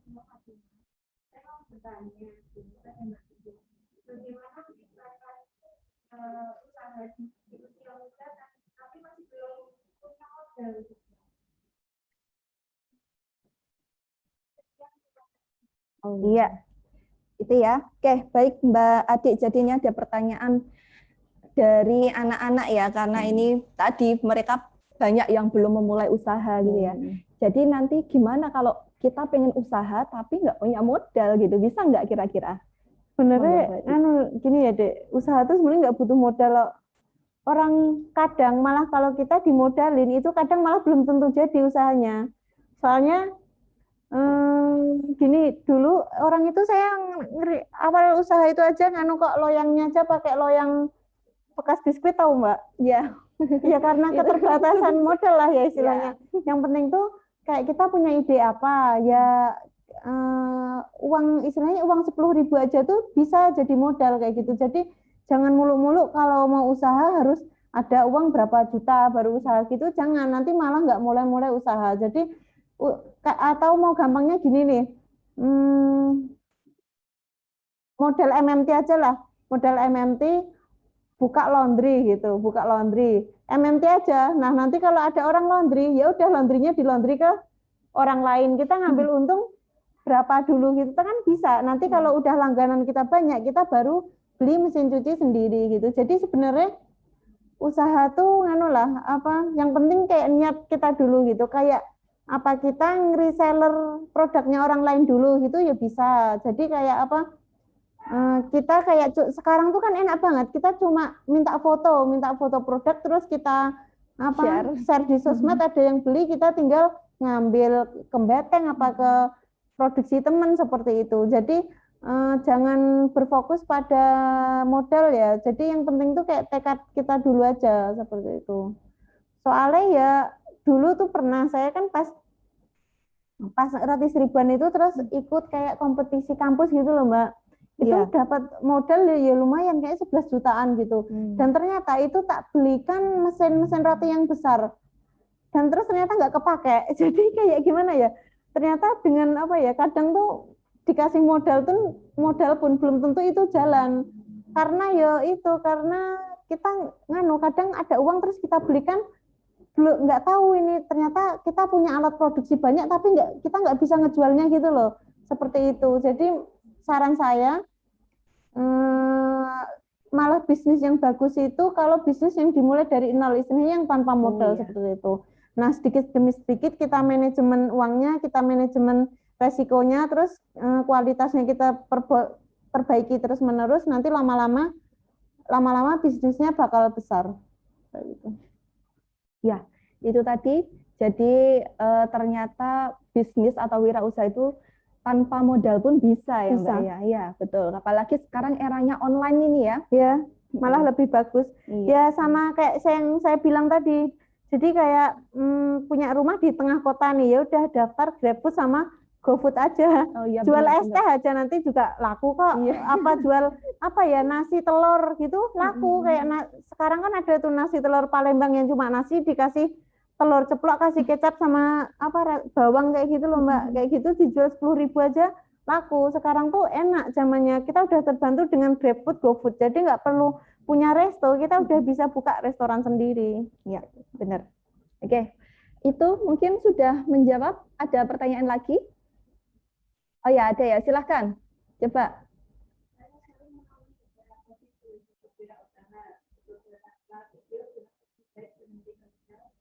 Lalu fokus pada wirausaha, tapi beberapa sisi lainnya tidak lebih baik dari itu, setara dan dari pekerjaan. Kalau menurut Mbak Ridwa yang sudah berfungsi dari Nah ya, wah, ya, saya ulangi lagi ya. Jadi ini ada pertanyaan dari Mbak siapa ini? Mbak Miatun ya, dari Mbak Miatun. Jadi ini kan ada video ya Mbak ya, video atau apa tadi? Nah itu dia menyaksikan ada video yang mengatakan ini kan bekerja, dia bekerja, kemudian memutuskan wirausaha. Kalau misal ketika wirausaha, jadi kerja sambil wirausaha. Ketika wirausaha nanti gajinya sudah setara dengan kerjanya, terus dia memutuskan untuk resign dari pekerjaannya. Nah itu yang seperti itu pendapat Mbak Adik gimana? Setuju nggak itu? Ya, yang saran saya lebih baik ini. Dulu saya Mas Walid masih kerja, jadi kalau untuk merintis, mending kita masih ada kerjaan tetap dulu ya, soalnya kan masih merintis. Jadi kita masih kerja dulu. Nah, kita tuh hitungan gaji itu gini. Jadi kalau istilahnya dulu kalau waktu merintis sambil kerja itu istilahnya Mas Walid kerja di pabrik ini gajinya 1,5 gitu ya.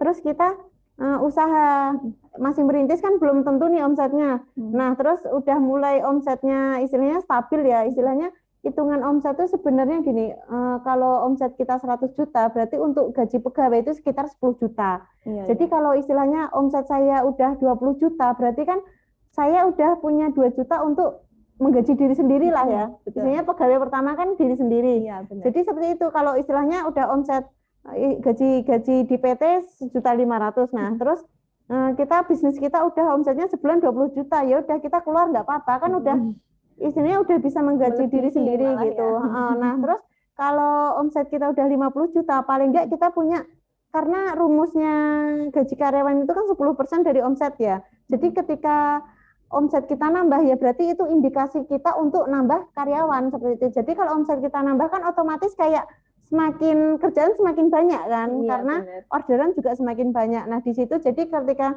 omset udah 50 juta, berarti ada 5 juta nih. Nah, berarti saya waktunya untuk merekrut 1 karyawan seperti itu. Jadi udah paham kan rumusnya? Ya. Gampang kan? Jadi ya hampir mirip dengan keputusan yang diambil tadi ya Mbak ya. Iya, jadi ya kalau sudah kalau usaha kita sudah bisa menghidupi kita sendiri minimal, kemudian bisa apalagi menggaji orang lain ya kan, itu bisa ya kita fokus ke wirausaha. Tapi ya itu Mbak, indikasinya dari kayak omsetnya lah gitu. Kan gaji karyawan itu kan 10% dari omset ya. Jadi ya itu kalau masih omset 5 juta ya jangan keluar dulu kayak gitu. Jadi kalau omset udah 15 juta lah, gaji kita 1.500.000, ya udah keluar nggak apa-apa. Kan 10%-nya udah 1.500.000 tuh kayak udah bisa mencukupi udah menggaji diri sendiri kan kayak gitu. Jadi kita bisa lebih fokus ke usaha kita. Gitu. Begitu ya Mbak Miatin ya. Oke, saya cukupkan dulu ya untuk yang di dalam ruangan. Ini ada pertanyaan dari teman-teman yang menyimak di rumah ya Mbak. Jadi bagaimana cara mengelola keuangan dalam wirausaha ini? Ya. Silahkan Mbak. Yang pertama dicatat ya, itu jadi setiap ini penting, ini pendapatan pengeluaran itu kita catat. Atau mau gampangnya tuh sekarang kan banyak ya aplikasi di HP itu, kayak aplikasi buku kas kayak gitu. Bener. Jadi kayak kalau masih UMKM tuh mau gampang ya udah pakai aplikasi buku kas itu, download aja kan gratis gitu loh. Tapi kalau udah besar, kalau udah perusahaan gitu kita udah pakai akuntan sendiri kayak gitu. Oke. Nah, itu ya anak-anak ya, jadi salah satu poin penting dalam mengelola keuangan itu harus dicatat ya, harus dicatat. Dan juga ini enggak sih Mbak, ada pemisahan antara uang yang untuk pribadi sama usaha, dipisahkan enggak Mbak? Iya, ya, sebaiknya dipisah Mbak. Jadi biar soalnya kalau kecampur nanti kayak nggak kerasa nih kita, jadi nggak kelihatan untungnya. Uang pribadinya keambil juga. Tapi ya. Untuk merintis awal-awal ya udah dicampur dulu ya nggak apa-apa gitu. Okay. Tapi kalau sekiranya kita udah bisa nabung ya dipisah lebih baik. Oke. Baik, itu tadi ya. Semoga menjawab pertanyaan tadi. Nah, yang selanjutnya ada lagi ini. Assalamualaikum warahmatullahi wabarakatuh. Bagaimana pendapat Ibu tentang multi level marketing (MLM) itu gimana Mbak? Waalaikumsalam warahmatullahi wabarakatuh. Dalam bisnis itu sebenarnya multi level marketing itu kan maksudnya ke marketing ya. Nah, bisnis itu tuh ada 2 jenis marketing. Yang pertama direct marketing, yang kedua non direct marketing. Nah, non direct marketing itu masuknya ke retail. Retail itu nggak seperti langsung ke konsumen gitu ya. Kayak itu loh, Alfamart menjual Pepsodent, Nah, Aqua kayak gitu. Nah, itu masuknya ke retail. Nah, retail itu keunggulannya tuh emang dia mudah dijangkau masyarakat, tapi perusahaan itu dia tuh keluar duit banyak juga loh Mbak buat iklannya. Jadi iklannya tuh ya kayak di TV itu aja kan udah miliaran ya, istilahnya udah triliun. Jadi sebenarnya multi level marketing itu, multi level itu masuknya ke direct selling. Jadi penjualan langsung ke konsumen. Nah, penjualan langsung itu istilahnya kalau yang retail itu biaya iklannya ke ke TV, ke baliho-baliho besar. Nah, kalau MLM itu biaya iklannya dibonuskan ke yang tadi sudah menjual. Yang tadi sudah menjual. Jadi menurut saya MLM itu ya sah-sah aja. Kecuali gini, yang dijual uang itu nggak boleh. Jadi kan money game ya jadinya ya. Benar. Jadi kalau MLM itu selama produk yang dijual itu memang bagus, itu menurut saya baik. Tapi kalau yang dijual nggak ada barangnya, atau yang dijual kan ada yang dijual uang kayak pulsa uang itu kan, itu kayak gitu nanti masuknya money game, bukan MLM. Kalau MLM murni itu sebenarnya bagus sih, kayak Tupperware itu kan juga MLM. Terus kayak apa ya yang CNI apa ya, jadi kayak obat HPAI itu juga MLM. Nah itu ya nggak apa-apa. Jadi istilahnya mereka tuh biaya, namanya bisnis tuh harus ada biaya buat marketingnya ya, biaya buat ngiklannya. Kalau retail ngiklannya ditaruh ke TV-TV, ke baliho. Nah kalau MLM ini biaya ngiklannya itu buat bonusi ke orang-orang yang mengiklankan. Jadi itu kayak apa ya, kayak dua pilihan aja sih, kayak gitu. Jadi sebenarnya MLM ini adalah salah satu strategi marketing. Salah satu strategi pemasaran yang itu tergantung prosesnya, prosesnya seperti apa, selama itu tidak melanggar ini ya produknya aturan. Mbak yang penting. Produknya juga. Kalau produknya uang, pulsa atau yang nggak jelas itu nggak boleh ya. Jadi maksudnya kan money game. Bener. Tapi kalau produknya ada barang nih kayak apa propolis atau apa ya nggak apa-apa kayak gitu. Ya, jadi kalau produknya aja goror itu kan di syariat dagang Islam itu nggak diperbolehkan ya Mbak ya, haram hukumnya gitu ya. Jadi itu tadi boleh-boleh saja tergantung produknya. Oke, yang selanjutnya ya ini ada lagi pertanyaan. Bismillah, izin bertanya, ketika mau membuka usaha dan rasa takut rugi, nah bagaimana Mbak Adik dalam mengatasi masalah ini? Ya ini sebetulnya tadi ya sudah sedikit dibahas ya Mbak, tapi mungkin perlu penjelasan lagi, monggo Mbak. Ya saya sendiri kan juga pernah rugi ya yang roti Cirebon, tapi kan rugi itu bukan kiamat ya istilahnya. Kita nggak perlu berlebihan takut menghadapi hal seperti itu. Ya udah rugi ya nggak apa-apa, rugi aja. Tapi di situ nanti kita bangkit lagi, belajar kenapa kemarin saya bisa rugi, kayak itu dievaluasi. Jadi kedepannya bisa lebih baik. Soalnya nggak mungkin usaha yang nggak rugi. Setiap usaha itu pasti pernah mengalami rugi, dan itu kayak suatu proses ya yang emang kita ya udah kita lalui aja gitu loh. Dan itu bukan kayak akhir dunia atau apa. Jadi nggak perlu takut banget. Jangan sampai karena takut rugi kita nggak pernah memulai apapun. Itu kayak lebih, itu malah hal apa ya, kerugian terbesar dalam hidup itu. Kita nggak pernah memulai apapun itu sebenarnya malah hal yang sangat merugikan diri sendiri kayak gitu. Ya, saya dapat pelajaran seperti ini. Jadi kalau kita berani mencoba, itu berarti kita masih ada kesempatan gagal atau sukses kayak gitu. Tapi kalau kita tidak mencoba, ya sudah, kita nggak dapat dua-duanya ya gitu kan ya. Oke, gitu. Baik, untuk pertanyaan yang selanjutnya. Nah, ini cukup panjang ini. Alhamdulillah keluarga saya sudah mempunyai bisnis kuliner kecil-kecilan. Nah, dalam sehari bisa produksi hampir 1000 piece. Kemudian bagaimana caranya agar saya bisa memperluas jangkauan pasar dengan membuka cabang di luar, dan bagaimana pendapat Ibu tentang kuliah sambil berwirausaha? Monggo Mbak Adi. Ini produknya apa ya kalau boleh tahu? Mungkin bisa disampaikan ini untuk yang bertanya, produknya apa ya? Dan saya jawab yang kedua dulu ya. Jadi silakan, kalau Mbak mau berwirausaha sambil kuliah, selama nanti tidak mengganggu kuliahnya ya nggak apa-apa sih. Soalnya saya sendiri aja merintis usaha ini kan ya sambil berkeluarga, sambil punya anak, ya sambil kuliah kayak gitu kan. Jadi sebenarnya tuh ya kadang pusing banget sih. Cuman nek saya pribadi itu mungkin ya, Mbak ya ketika kita pusing ya udah istirahat aja lah, tidur aja nggak apa-apa. Nanti kan bisa kita jalani lagi gitu. Sebenarnya segala sesuatu itu nek kita pikir itu tuh rasanya pusing banget tau, kayak berlebihan gitu loh kalau dipikir. Tapi kalau kita jalani itu ya bakal selesai. Tahu maksud saya? Soalnya pernah itu kayak besok ada orderan 2.000. Padahal besok tuh hari terakhir kayak saya numpuk skripsi apa gitu loh Mbak. Kalau dipikir kan itu bikin drop ya. Tapi ketika yaudahlah saya fokus orderan dulu lah. Soalnya kan orderan nggak bisa ditunda. Ternyata kayak skripsi ya bisa telat ya apa-apa kayak gitu. Jadi kita jangan terlalu overthinking. Yang penting tuh dijalani aja, nanti kok semuanya juga ada bakal teratasi satu persatu, ada jalannya kayak gitu. Ya. Tadi usahanya itu martabak manis. Bagus. Nah, sekarang martabak itu kan banyak penggemarnya juga ya. Apalagi sekarang banyak inovasi kayak martabak red velvet, topping-toppingnya kayak gitu. Nek saran saya yang pertama, kita bikin brand dulu nih.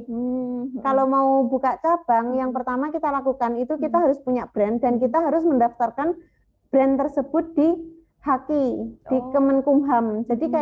Jadi kalau kita udah punya cabang banyak, orang lain nggak bisa niru brand kita. Kayak saya punya brand Dikwa, ya saya daftarkan di HAKI. Jadi soalnya gini, biasanya kalau produk laris itu bakal orang banyak niru-niru tau.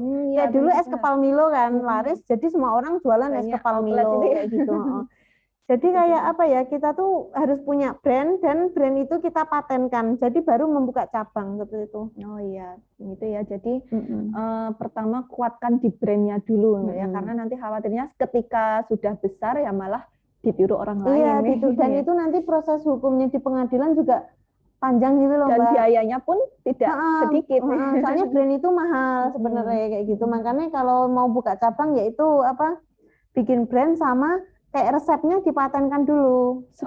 Sebisa mungkin tuh kalau Dikwa sendiri kan tepungnya kita premix ya. Jadi walaupun saya jualan yang bikin bukan saya, tapi rahasia tetap punya saya seperti itu. Jadi kayak tepung itu dari Sragen semua. Jadi kan kita tinggal kayak nuang tepung aja gitu loh. Itu udah kita karena ada resep gitu. khusus gitu ya. Gitu. Oke. Itu untuk yang selanjutnya ini masih ada, Bu, saya izin bertanya, bagaimana cara atau tips membangkitkan usaha yang sedang redup? Nah, ini pengalaman Mbak Adik sekali ya. Ini tadi kan pernah sempat usaha roti, gagal, terus bangkit lagi sampai 6 cabang. Ini gimana, Mbak? Nek saya sendiri kan langsung karena yang roti 1000-an resikonya terlalu besar, ya udah saya pindah ke yang lain. Lah ini yang usaha yang lagi redup ini usaha apa? Soalnya kan usaha itu banyak banget ya.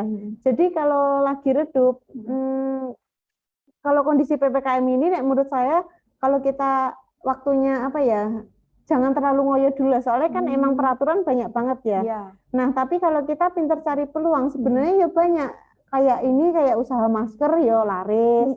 Ya kan sebenarnya di setiap kondisi itu pasti ada ya, seperti Bapak Destono tadi sampaikan, dalam setiap kondisi yang sedang tidak baik, sebenarnya kalau kita mau merenung itu sebenarnya banyak hal-hal yang baik. Maksudnya kita bisa kita bisa gunakan untuk menciptakan peluang kayak gitu. Jadi ya kalau saya sendiri pas roti hajatan nggak ada juga ya, Mbak, ya?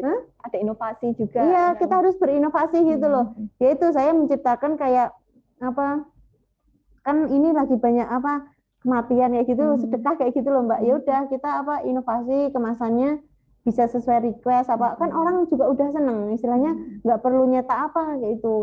Jadi sebisa mungkin tuh kayak kita apa yang dikeluhkan kebanyakan masyarakat, di situ pasti ada peluang usaha gitu. Kalau lagi pada sakit gitu berarti kita jual jamu aja ya kayak gitu. Jadi yang dibutuhkan apa? Intinya yang dibutuhkan gitu ya? apa kayak gitu. Itu untuk pertanyaan tadi ya, semoga terjawab. Nah, ini masih ada lagi Mbak pertanyaan. Saya ingin bertanya, mengenai cara pemilihan tempat beli bahan-bahan. Ya, ini mungkin usahanya sama ya Mbak ya. Nah, dikarenakan rumah saya yang pelosok jauh untuk bisa mendapatkan bahan-bahan. Jadi terkadang tidak bisa balik modal. Sebaiknya bagaimana Mbak? Nah, karena dulu sudah pernah stok bahan dari Jogja, tapi untuk restock bahan rasanya tidak sebanding dengan hasil yang didapat. Dan cara agar memunculkan pelanggan tetap itu bagaimana? Terima kasih atas jawabannya. Monggo. Oh ya. Jadi gini, ini kan nganu ya, saya dulu ya nganu Mbak, rumah saya kan Sragen, kan pelosok. Jadi kalau belanja harus ke Solo ya, itu jauh. Nah, makanya ini produk pasti yang karena apa ini tidak sebanding dengan hasil. Pasti dia jualnya dengan harga yang murah, tahu maksud saya? Benar. Nah, kalau kondisi seperti ini, saran saya bikin produknya yang bagus banget, terus harganya yang mahal banget. Orang di sosmed itu ya, kalau tahu itu ada cookies endorphin tuh. Itu cookies segini itu harganya 25.000. Kan untungnya udah banyak banget, tapi emang bahannya tuh gampang. Enggak, bahannya tuh kan Mbak berkualitas gitu loh. Jadi tapi itu nanti jadi adanya gini aja, biaya dia tuh produksinya pun enggak ini. Biaya produksi dengan harga jual 25.000 itu? Ya kan untungnya banyak banget, istilah HPP 1.000 dijual 25.000 ya kan. Jadi saran saya yo itu aja, maksudnya kayak saya ya, ini kan harganya mahal ya, jadi lebih kayak mendapatkan hasil, saya bisa mendapatkan hasil gitu loh. Coba nek saya dulu jual yang 1.000-an itu kan mepet banget. Benar-benar. Mungkin adiknya ini dia mungkin jualnya harga 1.000, 2.000 gitu, mungkin jadi kayak nggak terasa hasilnya. Jadi saran saya yo itu, kalau dia kulaannya jauh ya di Jogja gitu, kulaannya ya agak banyak sekalian gitu. Terus produknya yang bagus. Produknya yang bagus, terus dijualnya di sosmed. Dan kalau di sosmed itu kita harus endorse, kayak apa, bayar selebgram, kayak gitu loh. Itu untuk daya tarik orang lain agar mau membeli produk kita gitu. Atau dijual di Shopee, kayak gitu. Jadi saran saya dia jualnya yang kering aja, kering tapi yang apa kualitas tinggi, tapi yang enak gitu loh, kayak gitu. Ya, jadi tetap harus coba-coba produksi lagi yang meningkatkan kualitas. Lalu nanti kita harganya bisa tingkatkan. Nah, kita tingkatkan margin keuntungannya, ya kan Mbak. Nah, terus ketika nanti itu sudah bisa memenuhi hasil yang kita inginkan, nah ini caranya memunculkan pelanggan tetap itu bagaimana Mbak Adik? Itu dari endorse ya, istilahnya nanti ada orang, kalau kualitas kita enak, harga mahal, itu orang pasti tetap ngasih beli lagi. Soalnya zaman sekarang tuh kan makanan banyak banget ya Mbak. Orang tuh nggak, nek zaman dulu banget itu kan orang makan singkong aja udah bersyukur. Nek zaman sekarang tuh kita dihadapkan dengan generasi di mana apa makan ayam aja bosen tuh maksud saya Mbak. Jadi kita tuh generasi pemilih gitu loh Mbak. Dan makanya ketika kita bisa menghadirkan produk yang sangat enak, sangat berkualitas, itu dijual dengan harga mahal pun no problem. Jadi tetap orang tetap beli dan itu bakal jadi pelanggan tetap kayak gitu. Berarti kuncinya di kualitas di kualitas. Oke. Selanjutnya, Assalamualaikum warahmatullahi wabarakatuh. Menurut Ibu, di umur berapa kita bisa memulai usaha? Gitu, coba. Sebenarnya umur sekarang juga udah bisa apa? Sudah bisa kok SMA gitu, kayak apa? Mungkin jual jilbab kayak gitu. Sebenarnya dari saya sendiri, sebenarnya dari SD tuh ya kadang udah nganu sih main kayak apa jual-jualan apa kayak gitu. Itu kan juga melatih kayak apa jiwa bisnis kita ya kayak gitu. Jadi buat adik-adik yang sekarang mau mulai bisnis ya nggak apa-apa, jualan di online apa-apa kan banyak juga. Nggak harus lulus sekolah gitu. Nggak harus produksi sendiri juga ya Mbak. Sebenarnya bisa reseller kan. Jadi HP itu ada fungsinya gitu loh. Maksudnya HP nggak cuma buat apa hal yang tidak berguna, tapi HP bisa digunakan sebaik mungkin kayak gitu. Tapi sekali lagi jangan sampai itu mengganggu belajar, karena ke usia sekarang kan masih usia belajar ya seperti itu. Yang penting yang utama belajar dulu. Benar. Jadi kalau memang bisa disambi keduanya, tapi manajemen waktunya juga harus bagus ya gitu ya. Oke, masih ada pertanyaan lagi mungkin? Iya, ini masih ada. Assalamualaikum warahmatullahi wabarakatuh. Bagaimana Mbak Adik dalam mengelola keuangan usaha saat awal merintis? Karena menurut saya ketika menjual produk makanan itu lebih rumit perhitungannya. Terima kasih. Waalaikumsalam. Ya memang kadang ketika kita mau usaha itu emang paling, apalagi kita orang Jawa tuh nggak enakan ya. Jadi kayak apa, mau jual mahal takut kemahalan, mau jual murah tapi kok kitanya rugi. Nah, di sini kita makanya nggak usah apa ya, kayak perasaan itu kita hilangkan aja. Jadi kita fokus ke logika kita lah. Jadi kalau makanan itu sebisa mungkin tuh HPP itu ya minimal ya 100%, istilahnya HPP-nya 10.000 ya jualnya 20.000 kayak gitu. Jangan sampai mepet. Nek mepet itu nanti biasanya kan kita belum ada ongkir, belum ada apa, yang lain kan banyak banget. Itu nanti jadinya mepet. Jadi apalagi kalau kita mau istilahnya HPP 10.000 dijual 50.000 ya nggak apa-apa. Soalnya kan nanti itu buat apa ya, biaya marketing, buat yang lain-lain gitu loh. Kalau kita ingin besar kan emang banyak biaya yang harus dikeluarkan seperti itu. Orang kayak apa ya, semua kayak produk-produk kayak KFC aja kan 30.000 kan istilahnya seporsi. Dan dia padahal yang dipikir HPP ayam paling cuma 50 apa berapa, berarti kan dia udah sekitar 500% sendiri ya. Gitu ya. Nah, jadi emang harus banyak. Soalnya ya itu untuk biaya pegawai, biaya lain-lain kayak gitu. Oke. Jadi saya juga pernah mendengar ketika wirausaha itu mungkin ada pernah rugi ya Mbak ya. Nah, ketika untung itu keuntungannya bisa menutup ketika keadaan rugi gitu ya. Jadi marginnya dinaikkan seperti itu. Minimal harus berapa 100% minimal dari HPP-nya gitu ya. Jadi nggak usah ada rasa takut nanti laku nggak ya kayak gitu. Semua tuh ada pasarnya sendiri kok gitu. Orang saya jual roti 1.000-an itu pasarnya berarti menengah ke bawah ya.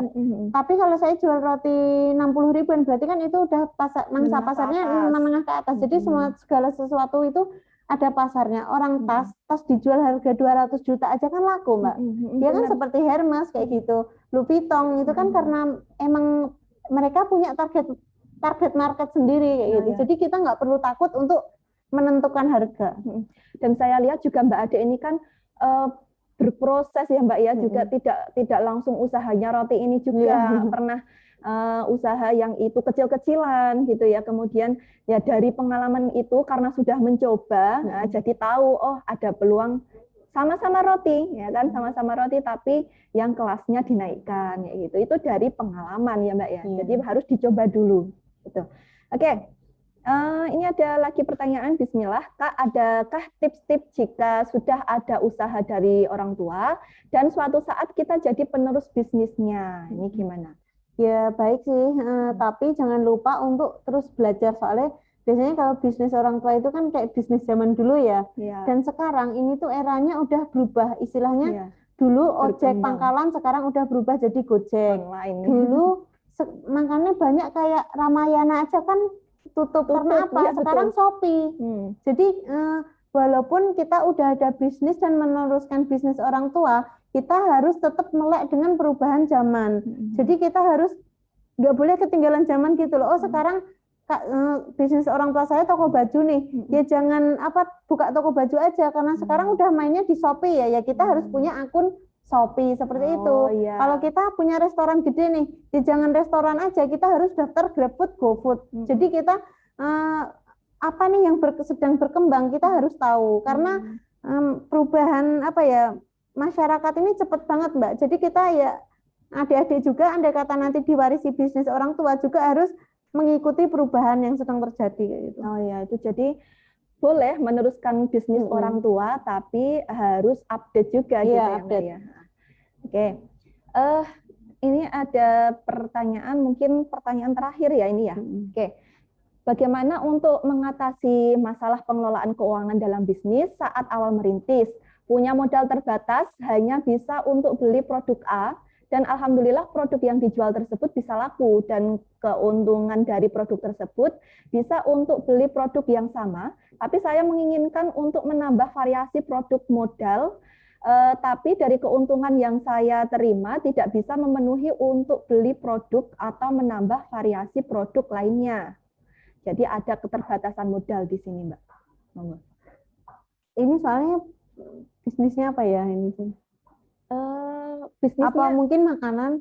nek saran saya gini Kalau Dek. sepertinya kok ini mungkin fashion. Karena ini Oh, coba mungkin nanti baju itu. ya mungkin ya. Iya. Kalau Variasi baju kan bisa main reseller ya. Sebenarnya Yes. kayak cuma upload foto aja sih. Kita nggak perlu apa. Kalau baju, kalau masih kecil, saran saya ya itu aja. Kita main reseller dulu. Tapi kalau mau produksi sendiri ya boleh. Tapi gini deh, sebisa mungkin kita punya satu nih. Kita jual di Shopee sampai benar-benar terjual sampai puluhan ribu. Itu kan uangnya udah banyak. Nah baru kita variasi produk yang lain. Istilahnya jadi jangan mudah goyah langsung pengen nambah ini seperti itu. Seperti saya ya, saya bisnis cake. Dulu tuh ya saya pengen kayak nambah roti manis apa, tapi kan saya harus beli alat produksi lagi tuh maksud saya. Iya. Makanya saya fokus ke cheesecake, tapi dari cheesecake ini bisa dibuat tart, bisa dibuat coklat keju kayak gitu. Jadi kayak satu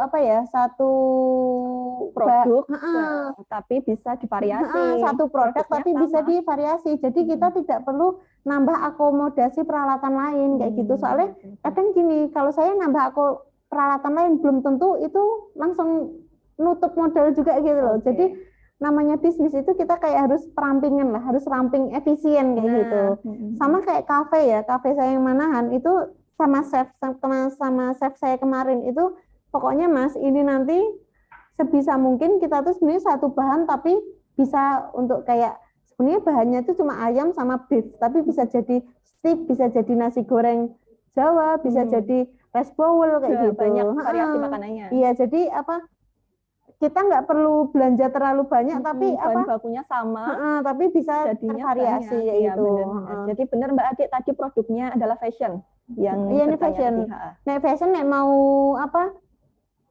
mau ganti produk ya saran saya nek nggak ada modal ya udah jualin punya teman kan bisa. Sekarang kan banyak banget ya di Beteng itu kita tinggal minta foto atau apa kan. Iya, tinggal share-share aja. Tinggal share-share aja, nggak perlu. Tapi nek mau udah punya brand sendiri ya nggak apa-apa. Itu Mulai merintis. dijualin kayak gitu. Nanti nek udah punya banyak modal mau model lain bikin sendiri ya boleh. Soalnya fashion aja itu saya lihat pergerakannya cepet banget ya Mbak. Istilahnya Iya, betul. bulan Sekarang ini sudah menjamur Mbak. bulan ini Usaha ngetrennya fashion di mana-mana. bulan ini ngetrennya ini, bulan besok udah ganti. Makanya nek fashion menurut saran saya mending reseller Pergerakannya dulu. cepet. Reseller dulu. Tapi nek udah gede banget. Teman saya kan ada juga tuh yang udah emang punya konveksi di rumah. Tapi emang dia udah besar banget Mbak. Jadi dan dia udah punya reseller banyak gitu loh, tau maksud saya. Jadi sekali produksi barangnya langsung habis kayak gitu. Tapi kalau posisinya masih reseller ya udah barang orang lain dulu aja. Tapi kalau posisinya udah produsen berarti emang harus punya reseller yang banyak. Jadi mau ganti produk enak. Oke. Ternyata masih ada satu lagi Mbak Adi ya. Ini cara mempertahankan eksistensi usaha baik di masa pandemi maupun sebelum masa pandemi. Mengingat usaha kuliner itu banyak hilang timbul gitu. Itu gimana Mbak coba? Yang pertama, nafasnya usaha itu sebenarnya marketing ya. Soalnya gini, banyak orang memulai usaha terus rame. Tapi kalau nggak dipertahankan dengan iklan, ya orang akan lupa. Makanya kenapa KFC aja udah segede itu masih ada iklan di TV? Ya karena itu akan membuat eksistensi usaha dia gitu loh. Kalau dipikirkan kayak Pizza Hut itu kan udah gede banget ya Mbak. Ya, tapi terus masih iklan. Iya ngapain juga masih iklan di baliho atau di TV-TV karena ya itu untuk mempertahankan eksistensi dia gitu. Jadi kalau udah punya bisnis nih, kita harus punya budget bulanan untuk iklan kayak gitu. Jadi agar usaha kita tuh diingat orang terus gitu. Jadi untuk bertahan tuh ya kita harus ngiklan terus gitu. Jadi jadi kalau bisnis itu jangan iklan di awal aja gitu, jangan. Jadi sebisa mungkin setiap bulan iklan kayak gitu. Nah, iya, jadi iklan itu nggak boleh berhenti ya. Nggak boleh berhenti. Posisi kita mau mulai ataupun nanti sudah di atas itu tetap harus iklan. Ya, oke. Mungkin itu untuk webinar kita pada siang hari ini, sudah sore ya ini. Nah, kemudian tadi sudah banyak sekali yang disampaikan beliau dan kemudian ada tanya jawab yang insya Allah mudah-mudahan tadi yang bertanya sudah terjawab semua ya Mbak ya. Nah, Jadi kewirausahaan ini memang identik dengan mencari keuntungan. Ya, memang itu salah satu tujuan wirausaha itu mencari keuntungan, mencari kekayaan, mencari harta. Jadi sebetulnya seorang Muslim itu boleh nggak sih pengen kaya gitu, pengen punya mobil, pengen punya rumah kayak gitu ya? Tentu boleh, tentu boleh. Jadi mungkin pengen punya rumah karena apa? Karena ingin menampung para tunawisma mungkin, atau mungkin pengen punya mobil karena ingin membantu tetangga yang sakit, ngantar sakit kayak gitu. Jadi jihad juga perlu dana ya Mbak ya. Jadi dakwah juga perlu dana. Jadi umat Muslim ini juga perlu memiliki kekayaan gitu ya. Nah, tentunya kekayaan di tangan seorang Muslim itu berbeda dengan kekayaan di tangan seorang kafir ya. Jadi seperti tadi disampaikan Mbak Adi, wirausaha itu banyak sekali manfaatnya kalau kita memanfaatkannya dengan baik gitu ya. Ternyata memberi manfaat bukan untuk kita tapi untuk orang-orang di sekitar kita gitu. Nah, dan wirausaha ini adalah salah satu jalan pembuka rizki ya, jalan pembuka rizki dan juga memberi kesempatan orang lain untuk mendapatkan rezeki juga, gitu ya. Nah, akhirnya usai sudah perbincangan kita hari ini, sebetulnya masih mungkin ada banyak pertanyaan lagi dari para peserta, tapi karena waktu kita sudah terbatas, ini sudah azan asar ya. Insya Allah kita sambung di lain kesempatan Mbak Adi, dan mungkin nanti jika ingin diskusi lebih lanjut secara pribadi dengan beliau, insya Allah beliau juga tidak berkeberatan ya Mbak. Gitu. Oke. Saya ucapkan terima kasih sekali lagi kepada Mbak Adi yang telah memberikan ilmunya pada hari ini dan pengalamannya, berbagi pengalaman. Syukran jazakumullah khairan katsiran. Saya cukupkan sekian untuk acara kita pada hari ini. Wassalamualaikum warahmatullahi wabarakatuh. Dan waktu saya kembalikan kepada MC. Silahkan.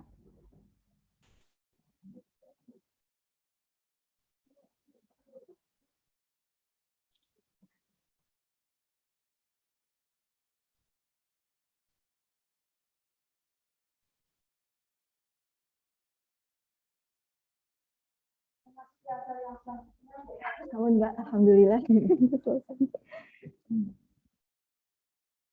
Memasuki acara yang selanjutnya yaitu dokumentasi dan penyerahan souvenir oleh Bu Nining. Kepada Bu Nining, waktu dan tempat kami persilahkan.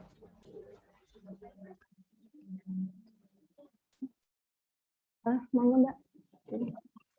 Ini di sini apa di depan?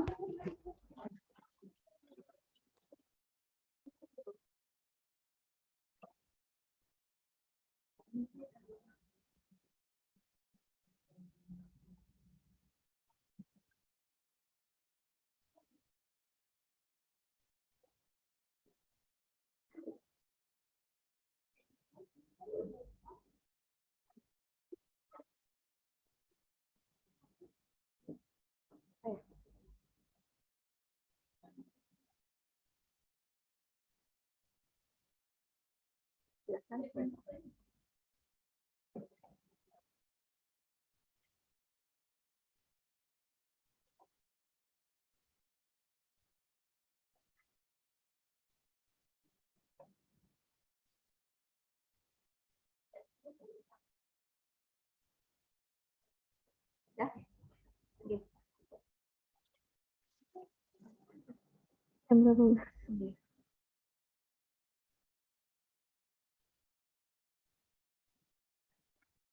Untuk teman-teman semua bisa menyalakan kamera untuk acara dokumentasi.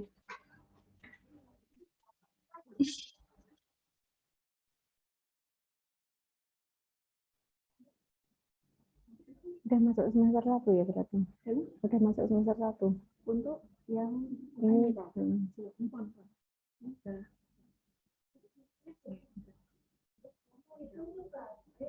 repot juga ya, Dek, berarti nek PPKM ini. Kan harus meraih langsung dan kan 1, 2, 3.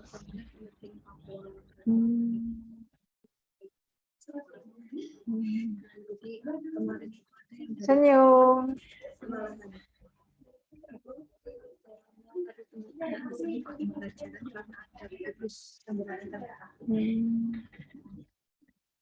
Asrama kayaknya meninggalin.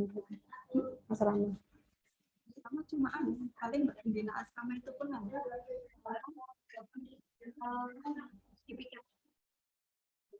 Pak dapur tadi guru.